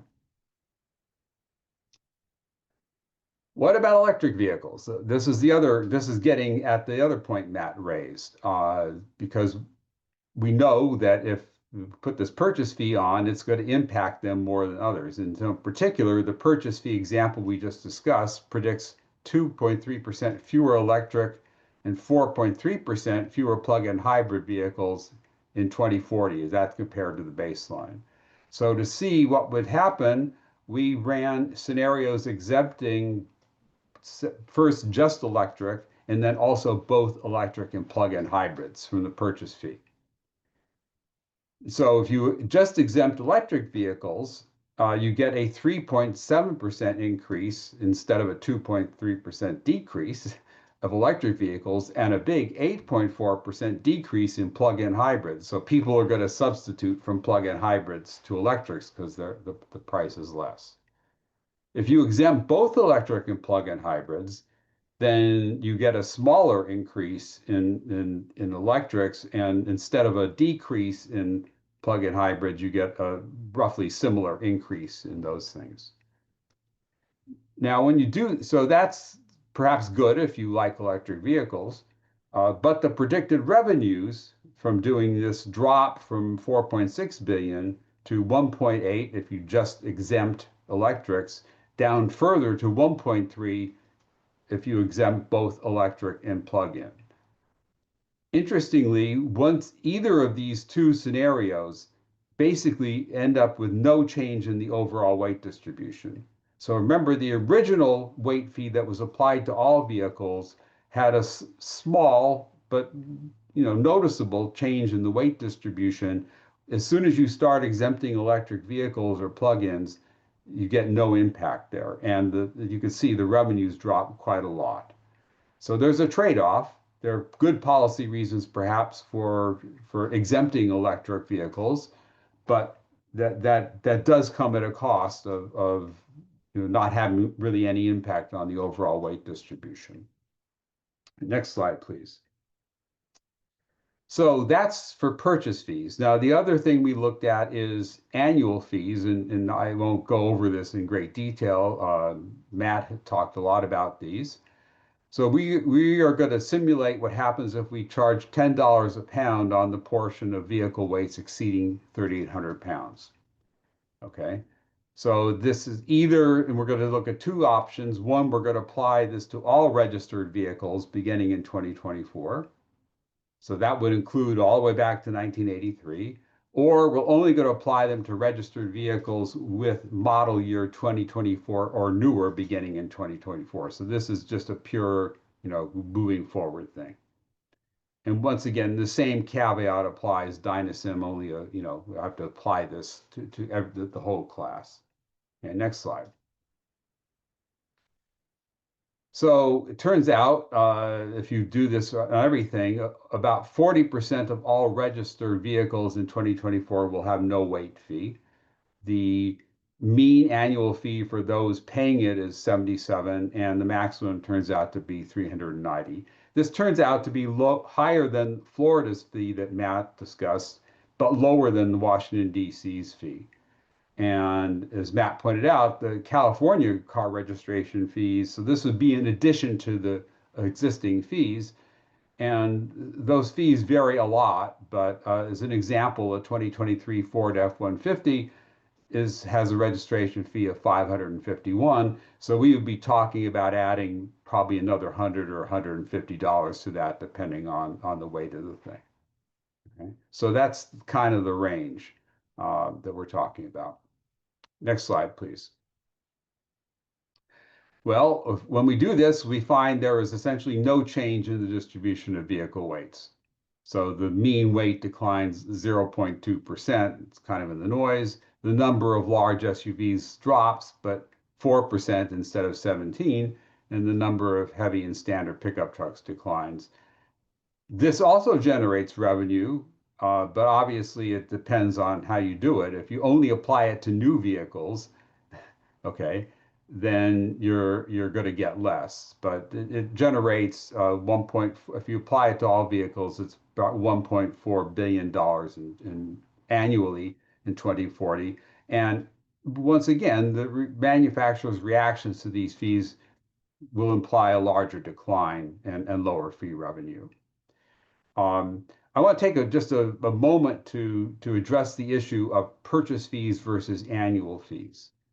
The reason that purchase fees are more effective here in the sense that you have a bigger impact is twofold. One, the examples we use are we're charging more money, but also because what's really driving the behavior here, and the only thing we're modeling is people's choice of which vehicle to purchase. A purchase fee is an immediate and certain thing. Okay, if you're sitting there on the lot, you know what it's going to cost you. These annual fees are perhaps not so salient. And furthermore, if people are paying attention, they know that they're not certain because politics being what they are, things change. The next legislature down the road could say, no, we don't want these fees at all and take them off. And so that generates uncertainty. And so those two features alone suggest that if you really want to change people's purchase behavior, you're better off putting a fee just on purchase. On the other hand, if you're trying to affect how people use these vehicles, then the annual fees are likely to be more useful. But right now, I'm just talking about purchase behavior. Okay, next slide, please. So these are just summaries, and I know it's getting late here. Summaries of what we showed, and I think I pretty much said what I was going to say here. So let's just skip to the next one. Yeah, and so this shows what happens with by fuel type here, and you can see that generally across all these things, the annual fee ones are somewhat lower. But that doesn't mean that the annual fee is not a good idea. It just means that if you want to affect purchase behavior, it needs to be bigger than the one that we forecast. So I think you guys are probably tired of listening to Matt and me drone on here. So I think I will stop and thank you very much and open up for questions. Great. Thank you, Dr. Brownstone, for the presentation. So we will move on to task force questions and comments at this time. Any questions or comments from the task force?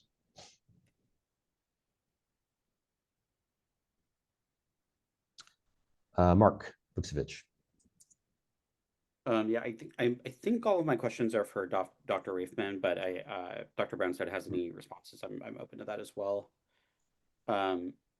I wanted to start. I have a number of questions. I'll try to be brief with each. I was wondering if you have seen any fees that are based off of the towing capacity of a vehicle rather than its inherent weight, because I think there's some nexus to that being its potential weight. And just any thoughts or experience you have in there? Yes, the answer is yes. I'm trying to place the example. I don't recall the example, but yes, there's kind of a wide use of different definitions of weight, like curb weight, unladen weight, vehicle, gross vehicle weight. So there are a couple, and I think I found one or two examples that used trailing weight. It is an interesting question though, like when you meet that point, how do you assign the right weight to the vehicle? And I haven't seen any examples where the vehicle weight is varying based on different conditions or different towing versus not towing or anything like that. It's typically just a single value that's assigned to the vehicle. That's helpful. Thank you. My other question is, one of the things I haven't seen talked about in this presentation, and I wouldn't necessarily even saying this is me taking a position on this, is increasing the weight of heavy vehicles and therefore, and in as such, decreasing the weight for lighter vehicles in a way that would be sort of theoretically revenue neutral. Because I both sort of have anxieties around the cost of living crisis that we experience in California, but then also just to really like seriously and genuinely understand if we're moving enough in both directions, if we're just disincentivizing heavier vehicles or actually incentivizing the use of lighter vehicles. And I'm just kind of curious your thoughts on that, if there's any evidence of that, and just sort of any research and well-meaning opinions you might have on that. So just to be clear, I understand.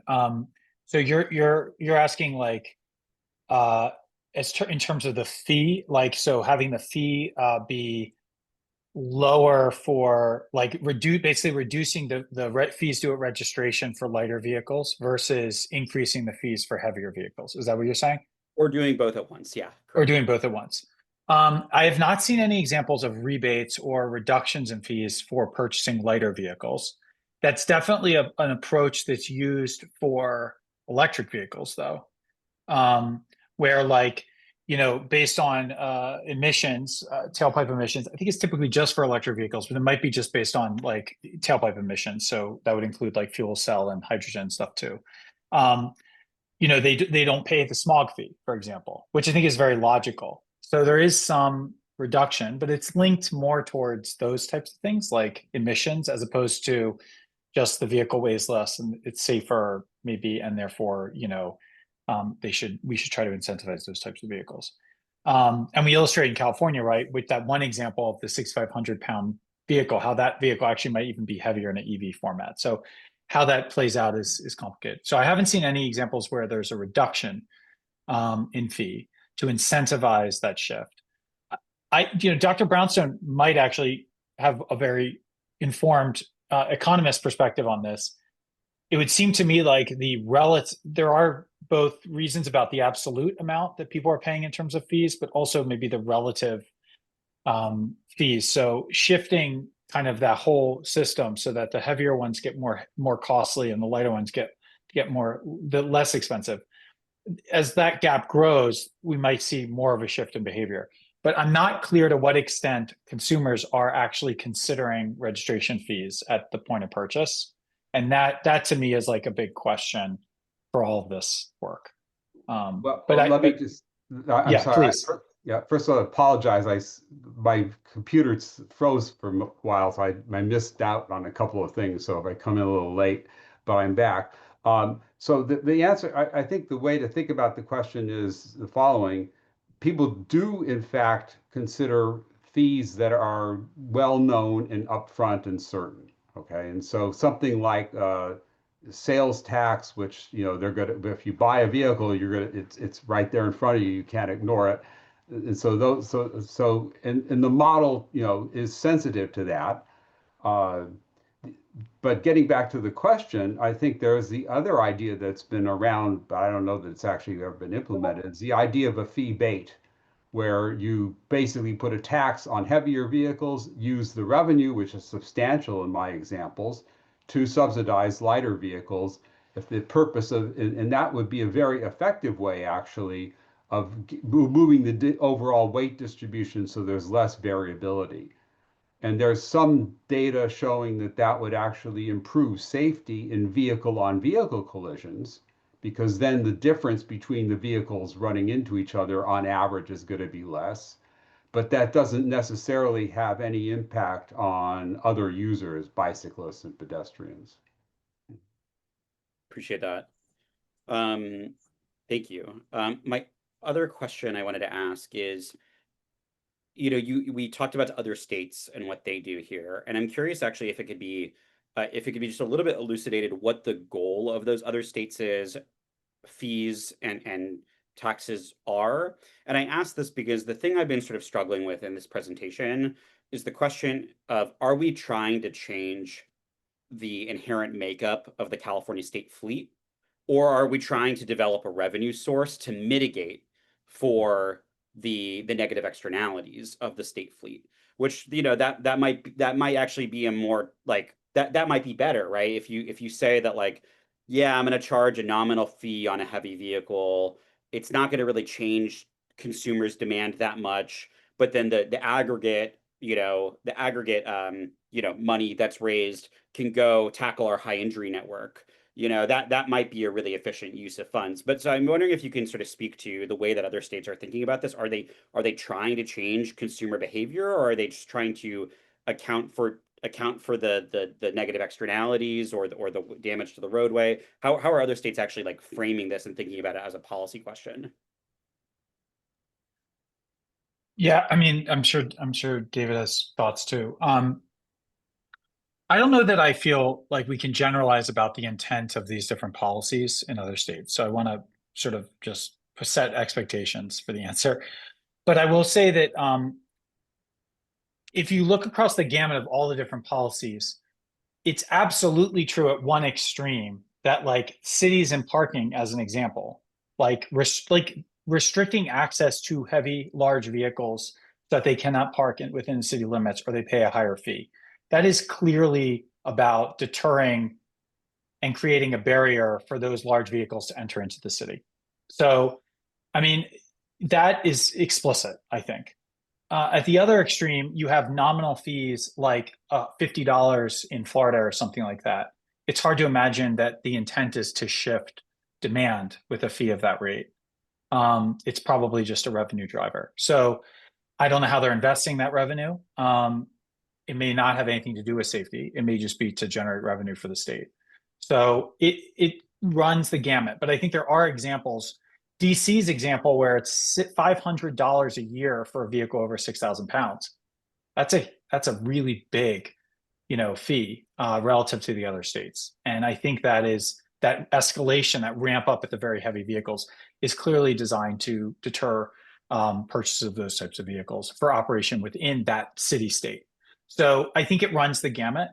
The question for what California wants to do, though, is, I don't know. I mean, I think it's all the above, a subset of them. It's probably going to depend on who you talk to, which policymaker you talk to, which legislator you talk to. I think there are a lot of different people under this umbrella in this tent around the concept of fees on vehicles. Road user fees are similar, like where you might not charge a road user fee of the same magnitude or even one at all. You might, for EVs, if you want to incentivize them, some people advocate for a higher fee for EVs because they're not paying gas tax. So it's a lot of different types of people and a lot of different policy agendas under the same tent. So it's very hard to generalize, I'd say, for any particular policy. It takes a combination of political and policymakers, that have different objectives that are joined together that might see the same policy as attractive for different reasons. Well, let me just add to that I think the problem here is inherent in the fact that I was just looking at what happened out in year 2040. The problem is that if you're trying to change purchase behavior, the impact on the fleet is very slow. Okay, and so if there's an externality involved, which there is, and if there is a possibility of using the revenue to reduce that externality, then charging a fee and using the revenue to, for example, build better infrastructure, that makes a lot of sense. Yes, you will eventually change behavior, but not very quickly. I mean, in the example I gave, we're talking 24 years, 16 years, something like that. So in the meantime, if you invest the revenue correctly, you can reduce the impact of that externality quite a bit. So I don't think it's either or. I think it's it's kind of both. Appreciate that. My last question, and thanks everyone for bearing with me, is you brought up Dr. Raithman, you brought up the point of vehicles that have been modified for people with disabilities, for an example. I specifically thinking about like minivans with wheelchair lifts. I am constantly and chronically, call me an abundance guy, thinking about the way that like policy actually gets implemented and how, easy it is and what's the level of fraud, and if the fraud level is 0%, how damn complicated is the program? Is that an easy, like a fundamentally easy question to figure out? Like, is there simple ways to say, no, we're not going to charge someone more for having a lift in their a wheelchair lift in their car, or does that get into like a very tricky and complicated space? Important question to ask. I mean, I think the folks from DMV on the phone might or on the call might have some perspective on that too. I mean, at one extreme, just thinking about that particular example, it's probably one of the easier ones, right? Because you can do a combination of vehicle and handicap placard, right, as an example, or disability placard of some sort. So I think that's probably easier to implement. I think where it gets really tricky, though, is things like professions. Construction is often mentioned, right? Farming are mentioned in the context of this discussion, right? These are professions that might need heavy equipment. But probably there are also situations where a construction worker is driving a enormous pickup truck and is overseeing a construction site and therefore only just needs all-wheel drive and is not actually hauling anything. Just because they have that construction title, it gets more complicated. Like, how do you parse in between those seams? Like, do you determine that an entire profession, if documented in some way through some certification, allows someone to be exempted from the fee? Do you just charge the fee to everyone, and that's just the cost of doing business for construction? Those are more tricky applications. Farming is a similar example. I think where probably we are both talking about, like, the van that is lifted, it weighs more, is probably one of the easier ones to actually do. So I think it's an important question, but for that particular question, that issue, probably easier to solve with data, but the bigger professional question, I think, is harder. Also, the other thing is the income piece, right? So, like, if you wanted to do income-based, how do you do that? Do you do it based on last year's tax returns? Do you do it based on a monthly statement for a job or something like that, or some documentation with bank accounts and how much money's coming into a bank account? Like, there are a lot of different ways to do that. But typically it's last year's tax returns. But that creates a problem for people who don't have last year's tax returns or have switched professions recently or things like that. So there's always some caveat that makes it complicated. I would just add briefly that if you think the problem is income distribution or income inequality, the way to solve it is not to try and look at every possible policy that's designed to do everything else. If you think the problem is income distribution, you should use the tax system to solve that, and things like the earned income tax credit could be expanded and things of that sort. Because yes, it's true that a guy driving a construction truck is maybe it's going to hit, the fees are going to hit him more than me. But it's also the case that if he's driving, a huge truck and I'm driving my little Hyundai, he's going to cause more externalities. So, so I think that's a better way to think about it. Spoken like a true. Yeah, I know, they're two economists. The New York City, not that they're doing it the right way or anything, but the New York City congestion pricing might be an example if you want to look at that, just for one example where they do adjust for income, because they have this low income discount plan, and you prove it with last year's federal tax returns. Just an example, but I agree with everything David said though. Yeah, it wouldn't be a meeting of economists without an EITC mention. Thank you both for the responses. Thank you. Thanks, Mark. Let's go to Paul Scullion and then Les Weiser. And if anyone else wants to get in the queue, feel free to raise your hand. Awesome. Thanks, Matthew and David, for the presentations. This is a very challenging issue, I think, as the two slide decks that you provided both suggested, and this is a really sort of difficult issue to comment on given kind of the limited time to review. I also definitely appreciate the effort that went into putting together the various concepts and models and for sort of highlighting some of the limitations. But I'm not sure whether there's enough information here to recommend a path forward on a vehicle weight fee, other than perhaps further study. And the rationale for my comment there is that, and Matthew touched on some of this towards the end of his remarks, and on Mark's last question kind of hit on this, but the data isn't really showing the extent to which the vehicle weight fee will actually make roads safer. This is kind of a fundamental question that I think must be addressed before considering whether this type of strategy might need to be pursued. And I think really what we need to demonstrate here is whether the effectiveness of a fee-based approach in achieving some of the objectives are possible. The current premise really seems to be based on influencing vehicle sales and changing the distribution of vehicle weight, and not so much safety. And perhaps this is open to interpretation based on sort of the statute, which sort of asks, looking at whether the vehicle weight fee may change driver behavior, and are we talking about purchasing behavior or safety behavior? Also, the analysis doesn't really touch on some of the other factors that affect crash outcome beyond size. We've talked about in some of the previous presentations, so speed, vehicle-to-vehicle compatibility. So if you're making the fleet lighter across the board, there is still sort of the fleet interactions and relative weight between those vehicles when they're interacting. Also, the presence of crash avoidance technology and other advancements in occupant protection. And there are also, based on some of the discussion we had previously as well, data that shows that a substantial number of pedestrian and vulnerable road user crashes involve sedans as well. And so applying these fees, may not address some of those challenges within the current fleet. There's also that unclear relationship between vehicle weight and household income that probably needs to be characterized in a way that talks about affordability, equity, and consumer choice all being kind of impacted, and the extent to which those might need to be captured in the final report.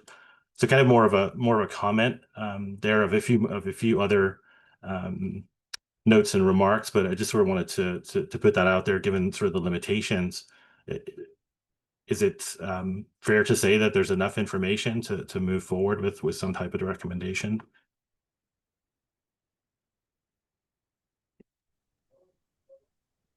Well, I guess I'll respond. Yeah, I agree with all the caveats you raised, but there's always a problem when you're trying to do real policy. We never have enough information. Given more time and money, David Bunch and I are actually been trying for years, working with the Energy Commission, to make that model more realistic. And in particular, we do have some information that would allow us to relate income to the weight of the vehicle that you have. But that's just one piece of the issue that you raised. And as I said at the beginning of my presentation, I view what we've done so far as second or third best, because you're right, there is not a clear link between vehicle weight and safety. And it's perhaps driver behavior is actually the much more important thing, but that's a different set of policies altogether. And Paul, I think and say that I think those are all important caveats that we will note in the findings that the task force reports out to the commission. Yeah, I think it's just the question of whether a fee in itself will actually have a meaningful impact. So the average price of a new vehicle just crossed 50,000 for the first time. Significant increases in vehicle costs are likely to disincentivize folks from purchasing new vehicles, including electric vehicles, and some of those with advanced driver assistance systems and crash avoidance features. And David sort of mentioned holding on to used vehicles longer, which sort of may go against some of the goals perhaps of what the legislation is trying to address and identify. I think, although some states have enacted vehicle weight fees, and I think the suggested fee structure, especially in the second presentation, seemed to be markedly higher in terms of the overall impact that might have in consumers. It's likely to sort of result in some cases downsizing not being an option for consumers and having no choice to pay the fee based on their personal circumstances. And I think making sure that the report captures those elements are all important, because it does have broader consequential issues for safety writ large. Great, thanks, Paul. We'll go to Les, and then Shannon, and then Rebecca. Thank you. I just want to say thank you, Dr. Reichman, Dr. Brownstone, for your presentations. Very informative. Paul took a little bit of the words out of my mouth with some of his comments. Just looking at the overall cost of a new vehicle surpassing 50,000, Looking at the increased age of the fleet generally, I think it's something like 13 or 14 years now. I just wonder if any of these models factored in the potential for an increased fleet age, and like Paul mentioned, hanging on to vehicles that maybe don't have some of these safety features that could prevent some of these, preventable incidents. So that would be my first question is whether any of these models factored in that result when looking at imposing a fee, specifically in the second presentation, the significant fees that would push a lot of families, I think, especially nowadays, to hang on to that vehicle that may not be as clean or as safe. Yeah, I can answer that briefly. Yes, it does, sort of. Because remember, the used car price is just set as a fixed function of the new car price. So but the model does show the feature you mentioned, that as if you jack up the new car price, suddenly used cars are relatively cheaper and people are going to substitute towards those. So it does get at that, but it's not ideal. Ideally, you would like a model where there was more sensitivity to used vehicle prices. And that's something that, as I said, David Bunch and I have been trying to do for some time. And if you got $1 million or so you want to give us, we'll be happy to do it for you. Well, if I had that, I wouldn't be working a 9 to 5, doctor.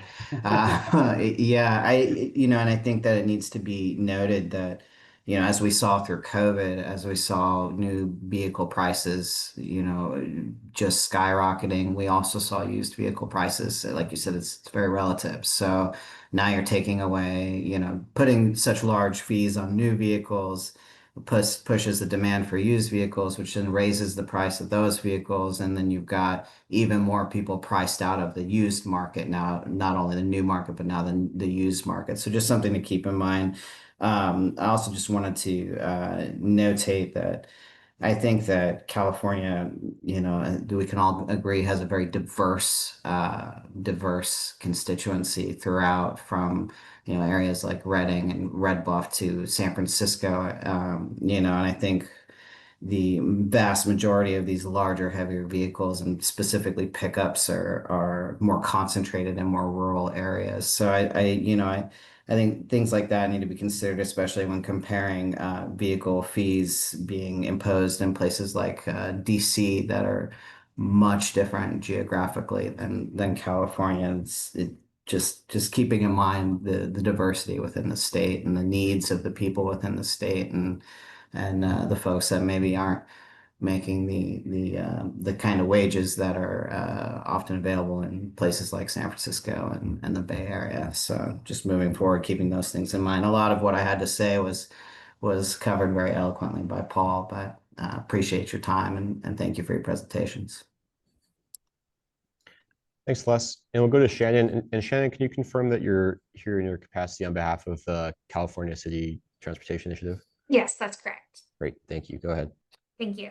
I had a couple questions that were probably more related to some of the real world impacts on this. So I'm not sure totally if there's an answer, but I would wonder if you would anticipate something like a glut of new car registrations in Nevada or Oregon if policies like this were enacted. Like, do you think there would be some consequences, some externalities like that? That's my first question. And then the other is, do you think that this would lead to people just choosing to not drive as much, or to delay a purchase of a car and potentially even switch modes in their overall transportation behavior? I guess I'll start since Matt's still muted. Well, first of all, yes, there certainly could be that kind of thing. In fact, we've seen that in California, where we put on pretty high incentives to purchase electric vehicles. So it turns out that California is a big source of used electric vehicles for the rest of the country. So we're kind of exporting our subsidies, and that could work in reverse, as you point out. But that could be mitigated if you wanted. You could say, okay, but if the vehicle comes from Nevada, it's going to have to be registered here legally, and at that point you could apply the weight-based fee. So that would be more in the details of the design. But yeah, those things do happen for sure.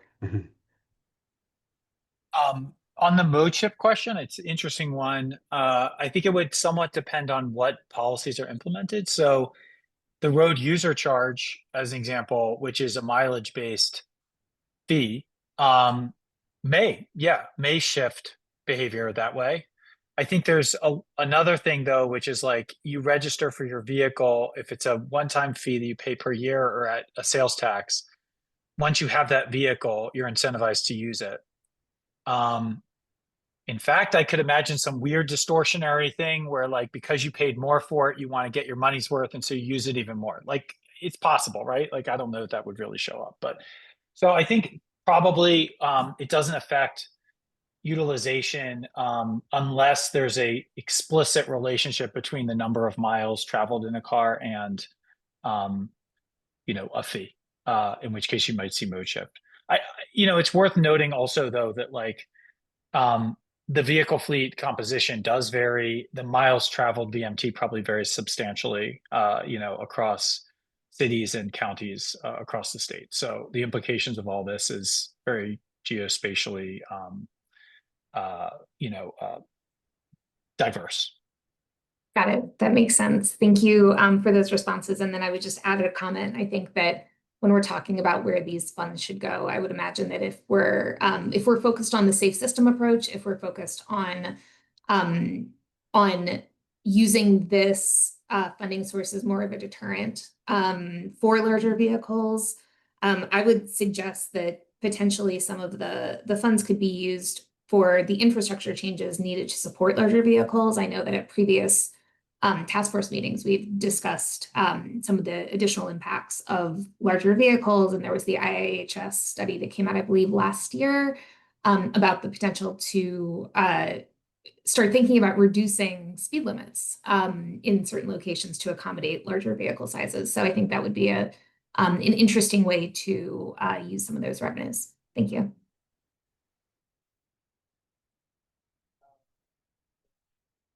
Thanks, Shannon. And then we're going to Rebecca, and I know, Rebecca, you're switching over to phone, so maybe we'll just have you unmute on the phone. It's okay, Judson. I can make the comment really quickly before I head out. So first of all, thanks again for great presentations to our researchers on the team. I just want to make a couple of points and then agree with others.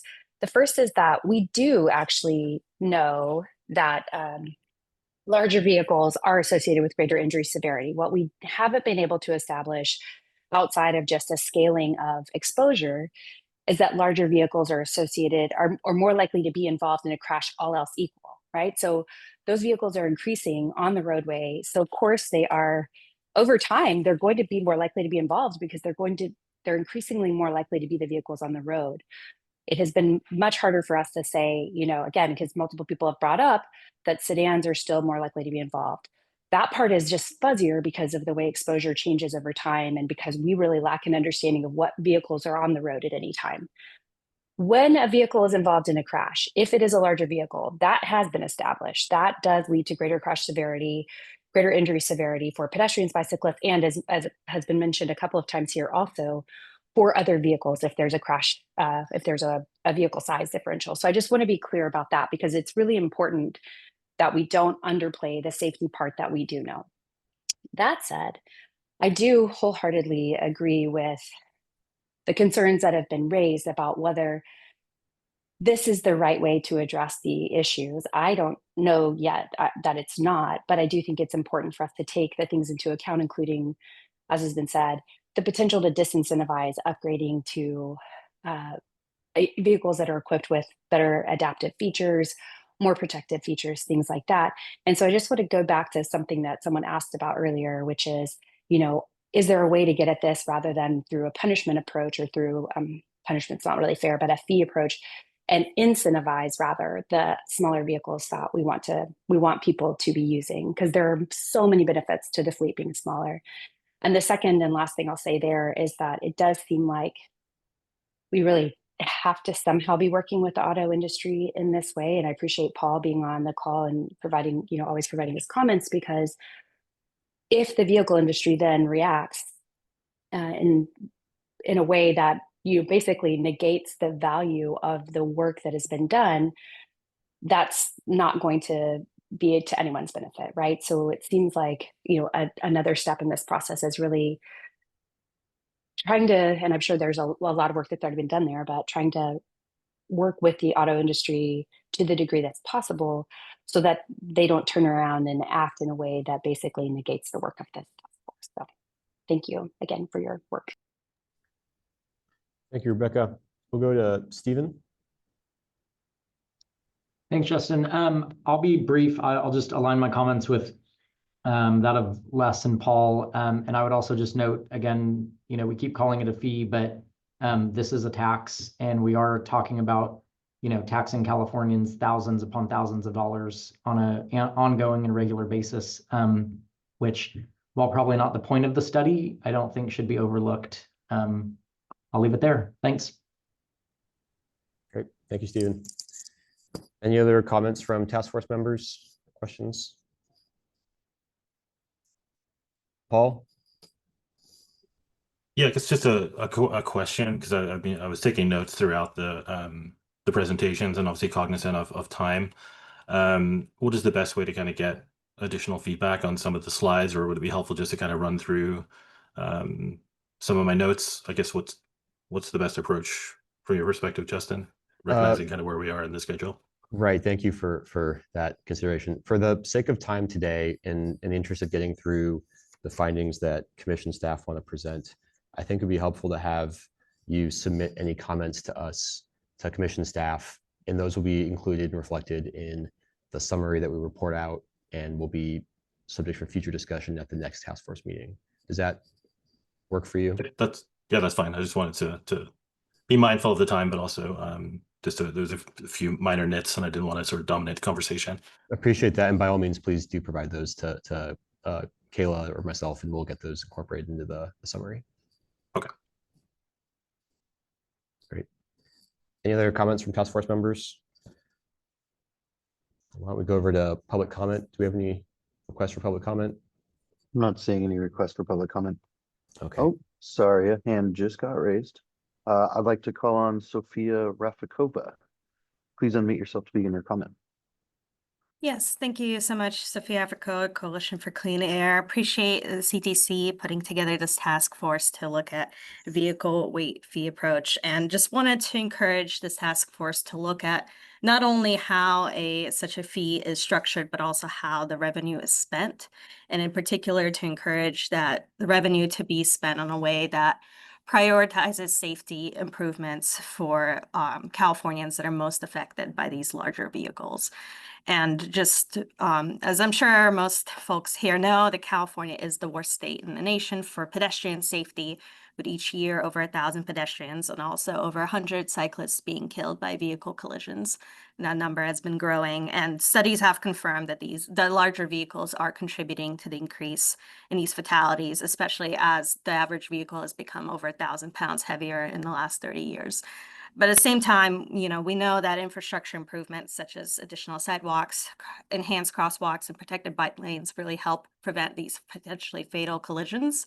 And as an example, CTC's own active transportation program was able to fund the construction of 100 miles of sidewalks and over 6,000 crosswalks in 2023, which has resulted in 6,000 fewer car crashes and 200 fewer fatalities. And so given the effectiveness of these types of projects on improving safety and protecting the lives of these vulnerable Californians, we would encourage the CTC and the task force to recommend that a portion of this passenger vehicle weight fee goes directly towards funding the active transportation program. Thank you. Thank you for your public comment. Justin, that is all we have for public comment. Thank you. Great. Thank you. All right. At this time, we're going to conclude tab 3. And before we move on to tab 4, we'll take, I think, maybe a 10-minute break, if that's enough time for folks. And I'm optimistic we'll get through the remaining material before 2 o'clock.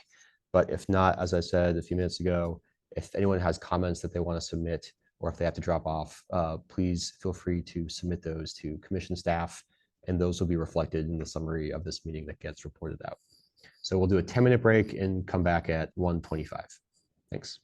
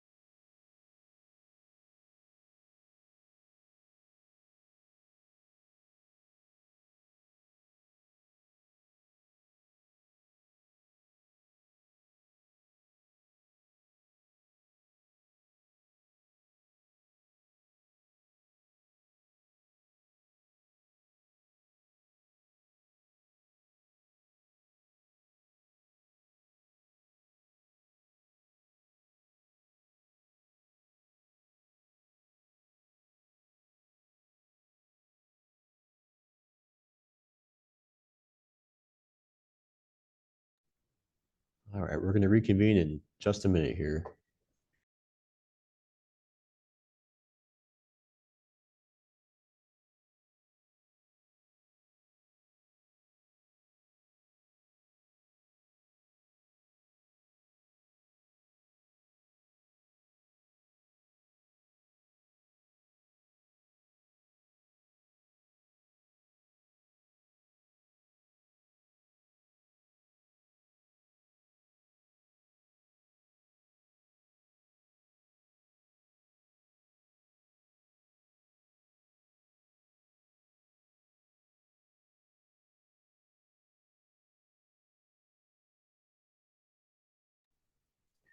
Okay, we will now reconvene from our break and move to tab 4, key takeaways and roundtable discussion with task force members.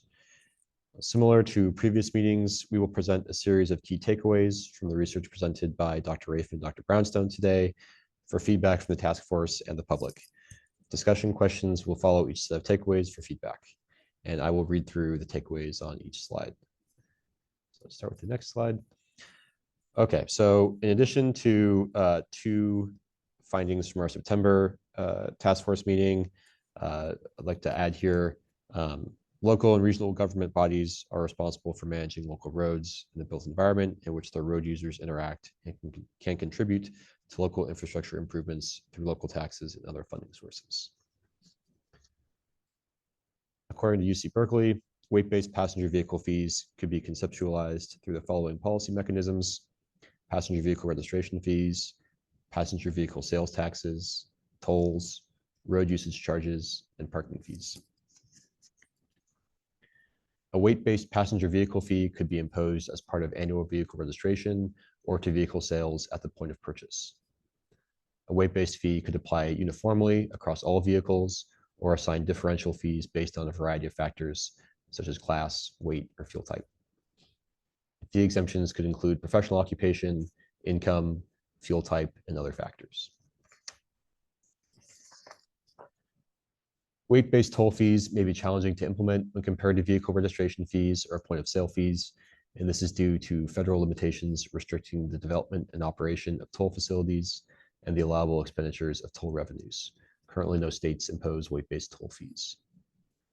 A road usage charge developed to replace a state fuel excise tax could include considerations such as passenger vehicle weight if such a system were implemented. To address the decrease in available parking due to the increase in average vehicle size and safety risks to vulnerable road users on local roads, local governments could enact weight-based parking fees. Several US cities either restrict parking permits to smaller vehicles or have implemented weight-based vehicle sticker fees. There are potential equity impacts and positive and negative trade-offs associated with imposing a weight-based fee on heavier passenger vehicles. Positive outcomes could include incentivizing lighter weight vehicles and generating funding for improvements to infrastructure for vulnerable road users, while negative outcomes could include an increase in price for motor vehicles, particularly those that are heavier and may be required for larger families, for certain professions, or those with disabilities.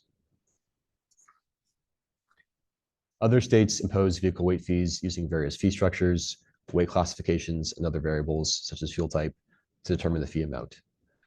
In California, revenues from passenger vehicle registration fees are currently distributed to state agencies and local governments for the administration and operation of California's transportation system and to fund transportation infrastructure improvements. So, some questions for the task force. What are your key takeaways from the information presented today? What equity considerations should be taken into account based on the concepts presented? And what questions do you have on these key takeaways? Any comments from the task force?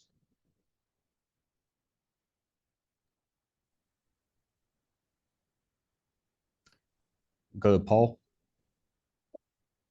Yeah, I guess trying to think of the best way to provide feedback. So I think a number of the points I raised already, just about a number of the assumptions and the connection between the fee and whether it will affect driver behavior or purchasing decisions.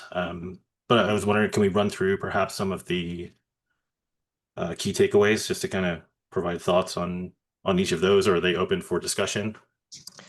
Yes, so we can go to specific ones from that we just went through on the prior slides. is there a specific one you want to start with? Yeah, 6.3. Yeah, I think, while these things could potentially happen, it may be helpful to include at least a statement that, similar to 6.2, according to the presentations, because I'm not sure whether there's full alignment in the group on whether fees are the right approach. So, providing that caveat so that it's not misread as perhaps implying that sort of it's a unanimous perspective of the task force and whether it'll be effective for advancing safety. I think something implying that sort of as a conceptual basis, these statements. Okay, it's not sort of viewed as a task force recommendation per se. Right. Okay. 6.7.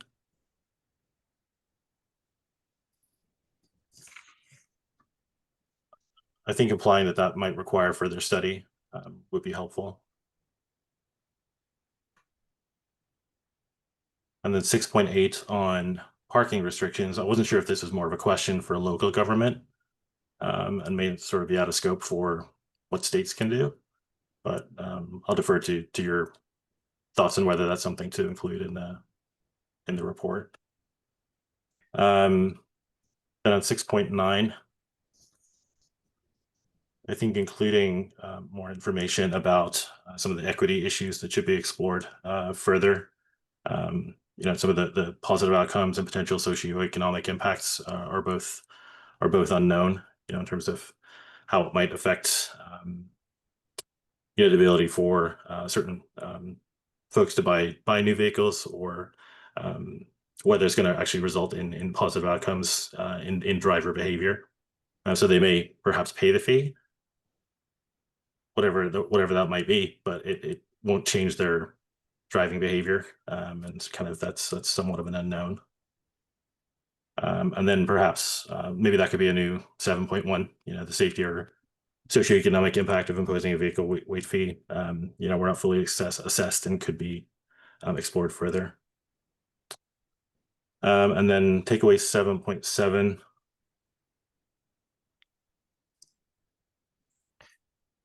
I think maybe we'll start with maybe we'll get through the sixes and then move to the sevens. Oh, okay, yeah. Sorry, I lost track where we were. No These are from my notes that I made last night.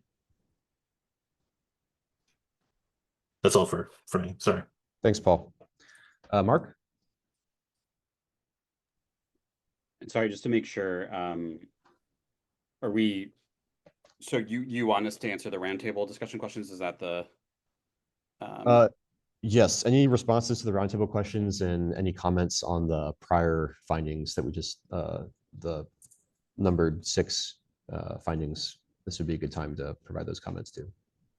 Yeah, I think the first thing is that I just want to say affirmatively, and I hope you can note this down, Justin, that I think all of the number 6 findings I really like the way that they're currently written. I think they are cautioned and caveated appropriately, and so I would actually, as a task force member, urge against caveating them further. And so I just wanted to say that for the record.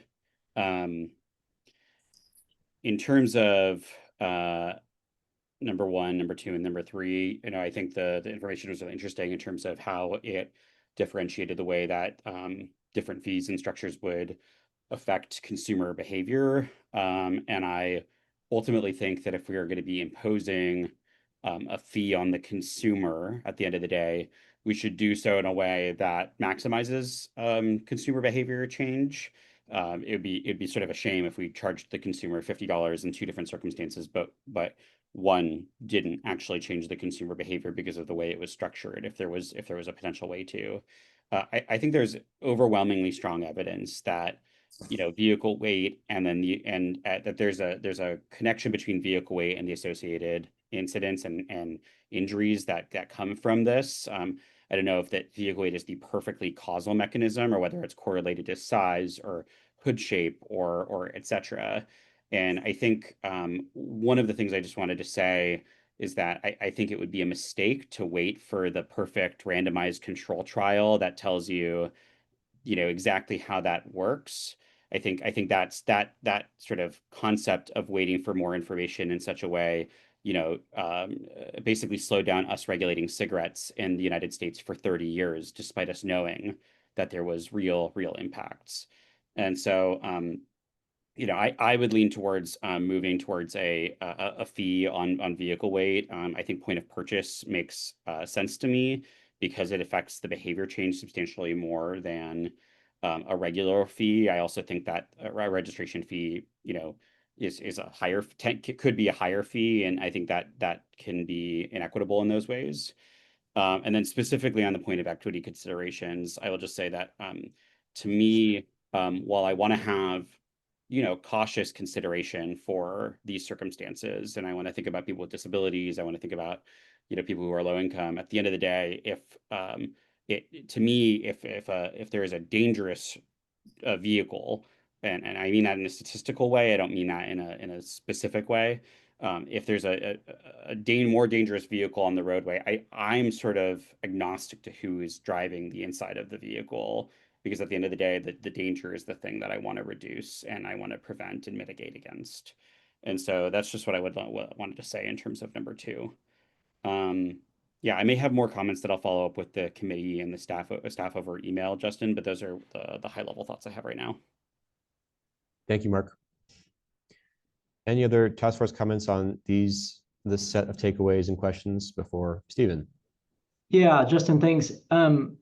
To maybe the first question, I go back to Matt's presentation, and I don't want to put words in his mouth. So if I misunderstood, maybe please correct me. But on the second point, in his kind of big picture slide, which I think is 41, I think he argued that vehicle weight is actually not an appropriate proxy for vehicle safety. And instead, any sort of tax should be tied to, safety measures kind of in the vehicles. So I think, I'd be encouraged to see, more done. And again, doesn't seem like a weight tax is going to necessarily reduce accidents in the state. I'm happy to jump in and just clarify.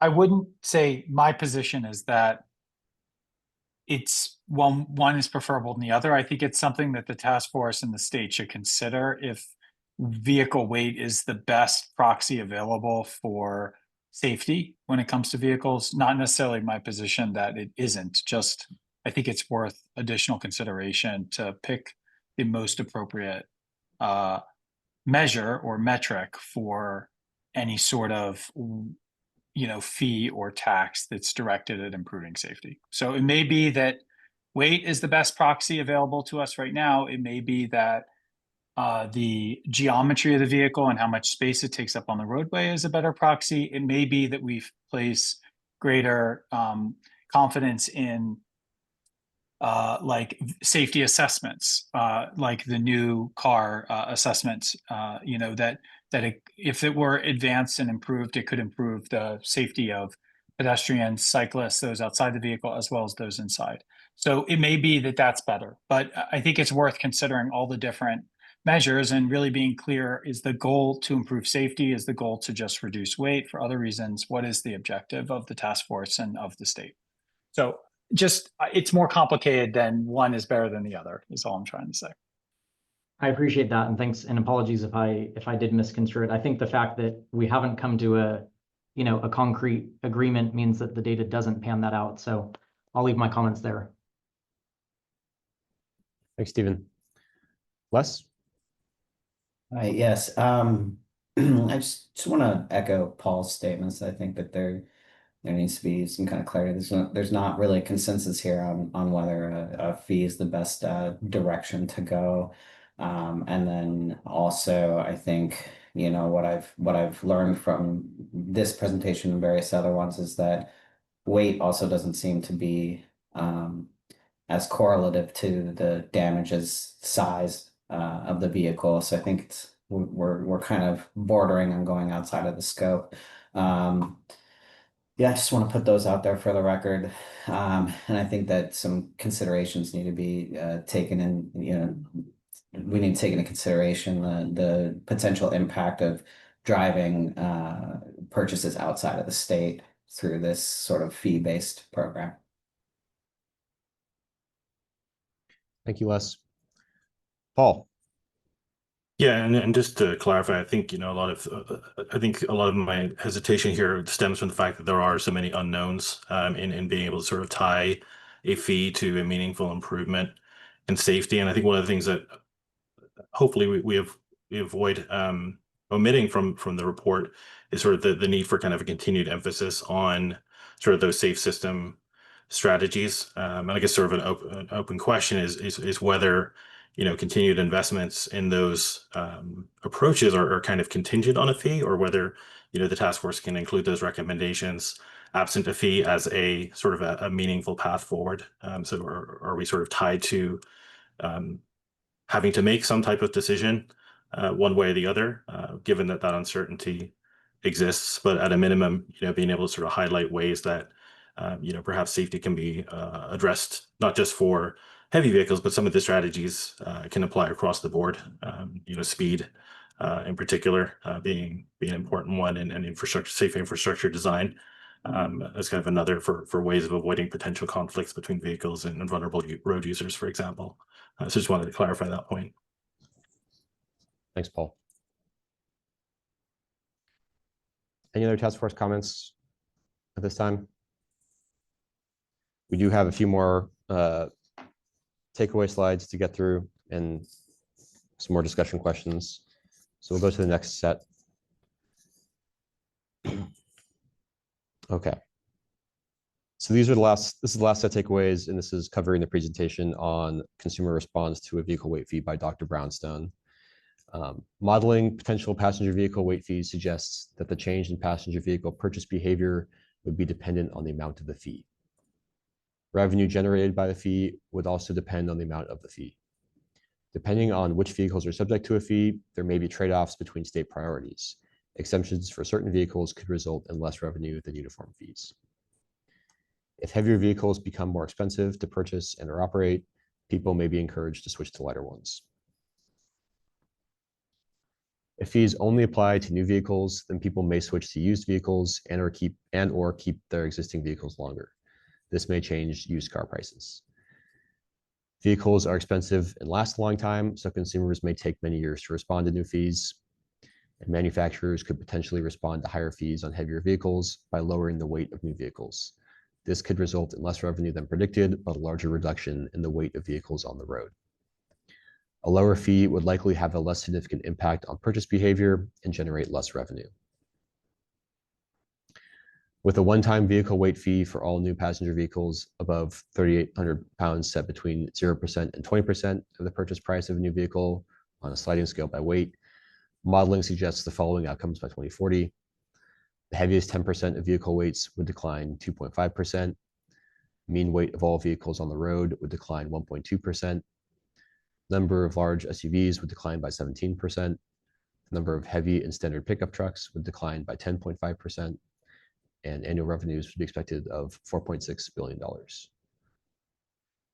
On the same topic, number of electric vehicles would decline by 2.3%. The number of plug-in hybrid vehicles would decline by 4.3%. And exempting electric vehicles and plug-in hybrid vehicles in this scenario would result in increased numbers of those vehicle types, offsetting the projected decline in average passenger vehicle weight and also substantially reducing projected annual revenues. The other model we talked about with an annual vehicle weight fee for all registered passenger vehicles above 3,800 pounds set at 10 cents a pound, the approximate mean weight of all vehicles registered in 2024. Modeling suggests the following outcomes by 2040. The mean weight of all vehicles on the road would decline by 0.26%. The number of large SUVs would decline by 4%. The number of heavy and standard pickup trucks would decline by 3%. And there would be annual expected revenues of $1.45 billion. The number of electric vehicles would decline by 0.4%, and the number of plug-in hybrid vehicles would decline by 1%. While the two models cannot be directly compared, they suggest that consumers would have a stronger reaction to one-time point-of-sale fees for new vehicle purchases when compared to annual fees due to the perception that future costs such as annual fees may change and therefore are perceived as uncertain. This was the hyperbolic discounting theory that Dr. Brownstone described. So again, questions for the task force. What are your key takeaways from the information presented? What trade-offs should be considered when looking at the two modeled fee mechanisms, for example, one-time or annual fees? If a vehicle weight fee were enacted, how could it be used to enhance road infrastructure to increase safety for pedestrians, bicyclists, and other vulnerable road users? And lastly, what questions do you have on these key takeaways? So we'll turn it back to the task force for any comments on the takeaways or responses to these discussion questions.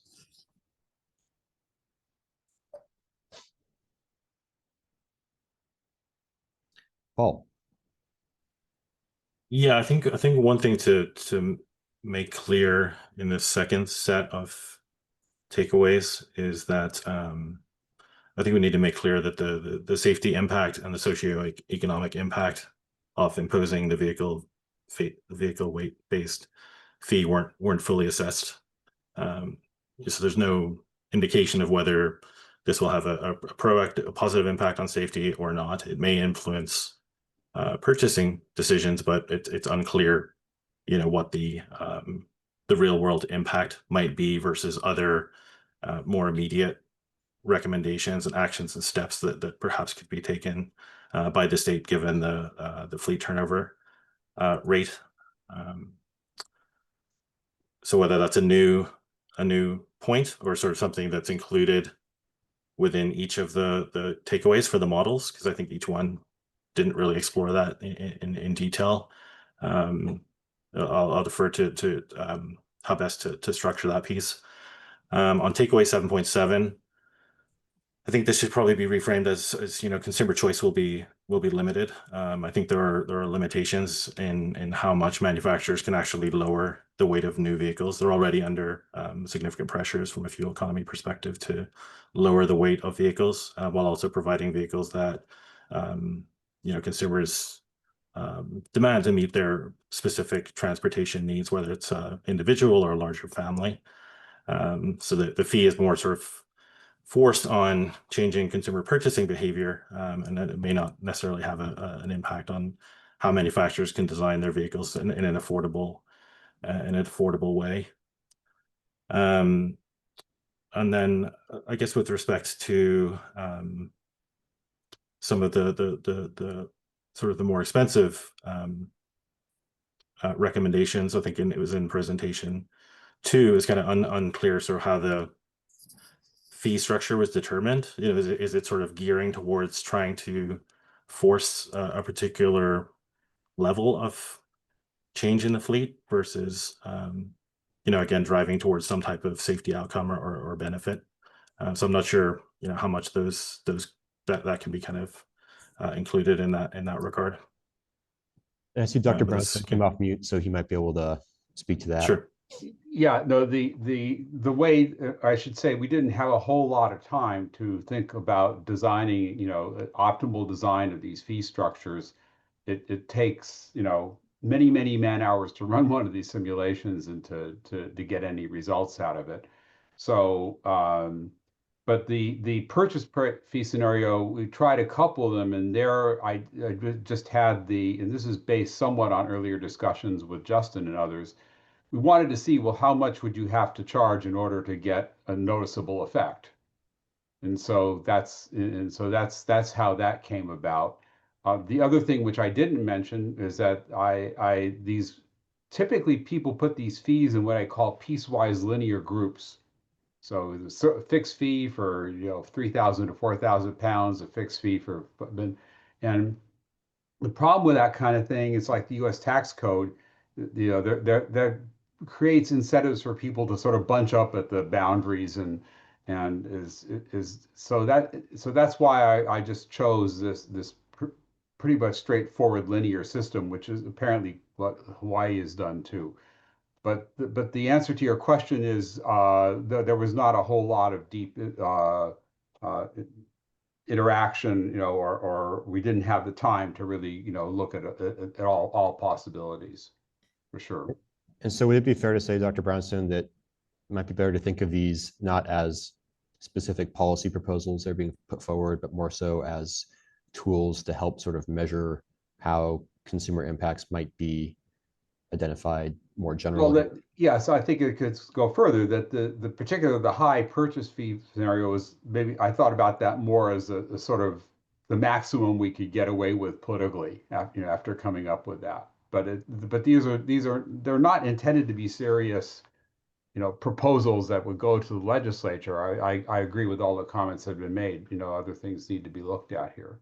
But even within this structure, there's a lot of other different kinds of fees that we could simulate. It's just that we haven't gotten time, or nor do I know, am I the best person to decide, what the best way to do that is. So if members of the task force have concrete suggestions, we might be able to do some of that going forward.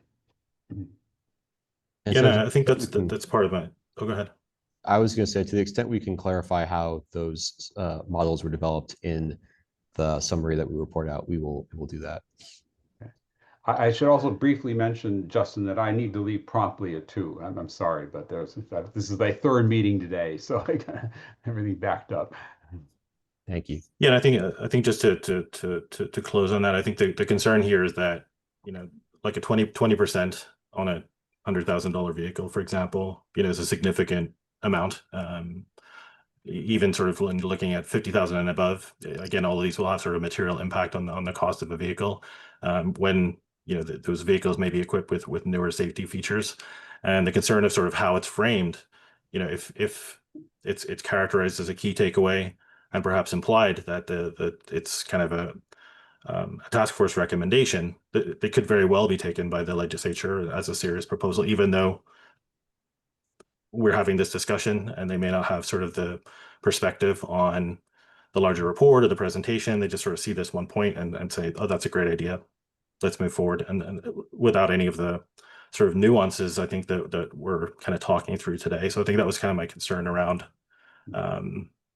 not appropriately caveating each of these items where necessary, because I'm not sure what the end goal of this product will be, whether it's sort of signing off on these proposals or if it's sort of providing our thoughts, and those are the thoughts that will be reflected in the final report. So it's a little bit hazy at the moment, and perhaps maybe Justin connect with Kayla after as well, just to kind of get a sense of what that might look like at the end, ahead of the final meeting we have in a few weeks. Yeah, I can try to clarify that now, and then, as you said, we can follow up. But what we anticipate doing is having the discussion that the task force has in these meetings be captured, sort of the full span of this discussion. So where there is consensus, identifying that; where there is not consensus, speaking to that as well. And then having that summary be presented to the commission when they develop their report pursuant to the legislation that they're required to do back to the legislature. So this entire conversation, discussion, and the nuances you described will hopefully be captured in the summary that the commission then takes into account for its report. Okay. And we will do what we can to tease out those nuances as you identified. Other questions from, or comments, responses from task force members? Sorry, I meant to raise my hand. Sorry, Justin, but I will just say that I am interested in the way that a fee could be used to change the fleet and the characteristics of the fleet. I respect and in many ways my organization is very much aligned with the idea of enhancing infrastructure for pedestrians, bicyclists, and other vulnerable road users. But I see a clearer nexus to incentivizing smaller, lighter, vehicles, and including two-wheeled vehicles as well, over sort of heavier vehicles, and that being sort of, I think, the better and more essential way that plays out. I also think that sort of puts a lot of respect for the people who are interested in buying vehicles, that it's not a sort of a straight fee or straight tax on those individuals. And that in effect, it's something that would have a more net neutral effect, but just incentivize the things that the state and that the task force is looking for, which is a lower weighted fleet, while still allowing for and enabling and incentivizing, frankly, the conversion to newer vehicles and ideally newer EVs that have inherent safety features inside. So that's sort of my rough response to number 3. Great. Thank you, Mark. Any other task force members who would like to comment? Again, if there's something that comes to you later, by all means, please feel free to provide that to us in writing. And as I said, it will be included in our summary. But anything else now during the meeting before we move to public comment?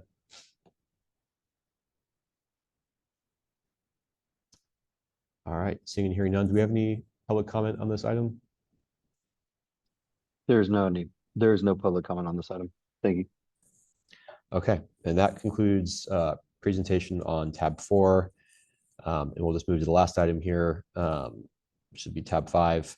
So once again, thank you to task force members for your participation and your feedback throughout the meeting. Thank you to Dr. Raifman, Dr. Brownstone for your work and your presentations today. We're going to open up tab 5 for additional public comment. Do you have any requests for public comment? I'm not seeing any attendees with their hand raised right now, so no public comment. Thank you. All right. Then that concludes our agenda today. Thank you all for your participation. As a reminder, our next task force meeting will be a wrap up of the process so far, and we'll be finalizing the findings that will be presented to the California Transportation Commission as they develop their report pursuant to AB 251. If task force members have additional comments or perspectives that you'd like to share, please share those with CTC staff so that they can be included in the findings presented to the next task force meeting. We're hoping to have a draft of that summary document to task force members in the coming days. And then we will also discuss any additional feedback we receive between that initial draft and the task force meeting at the meeting itself to gather your continued feedback. So thank you once again, and this meeting is adjourned.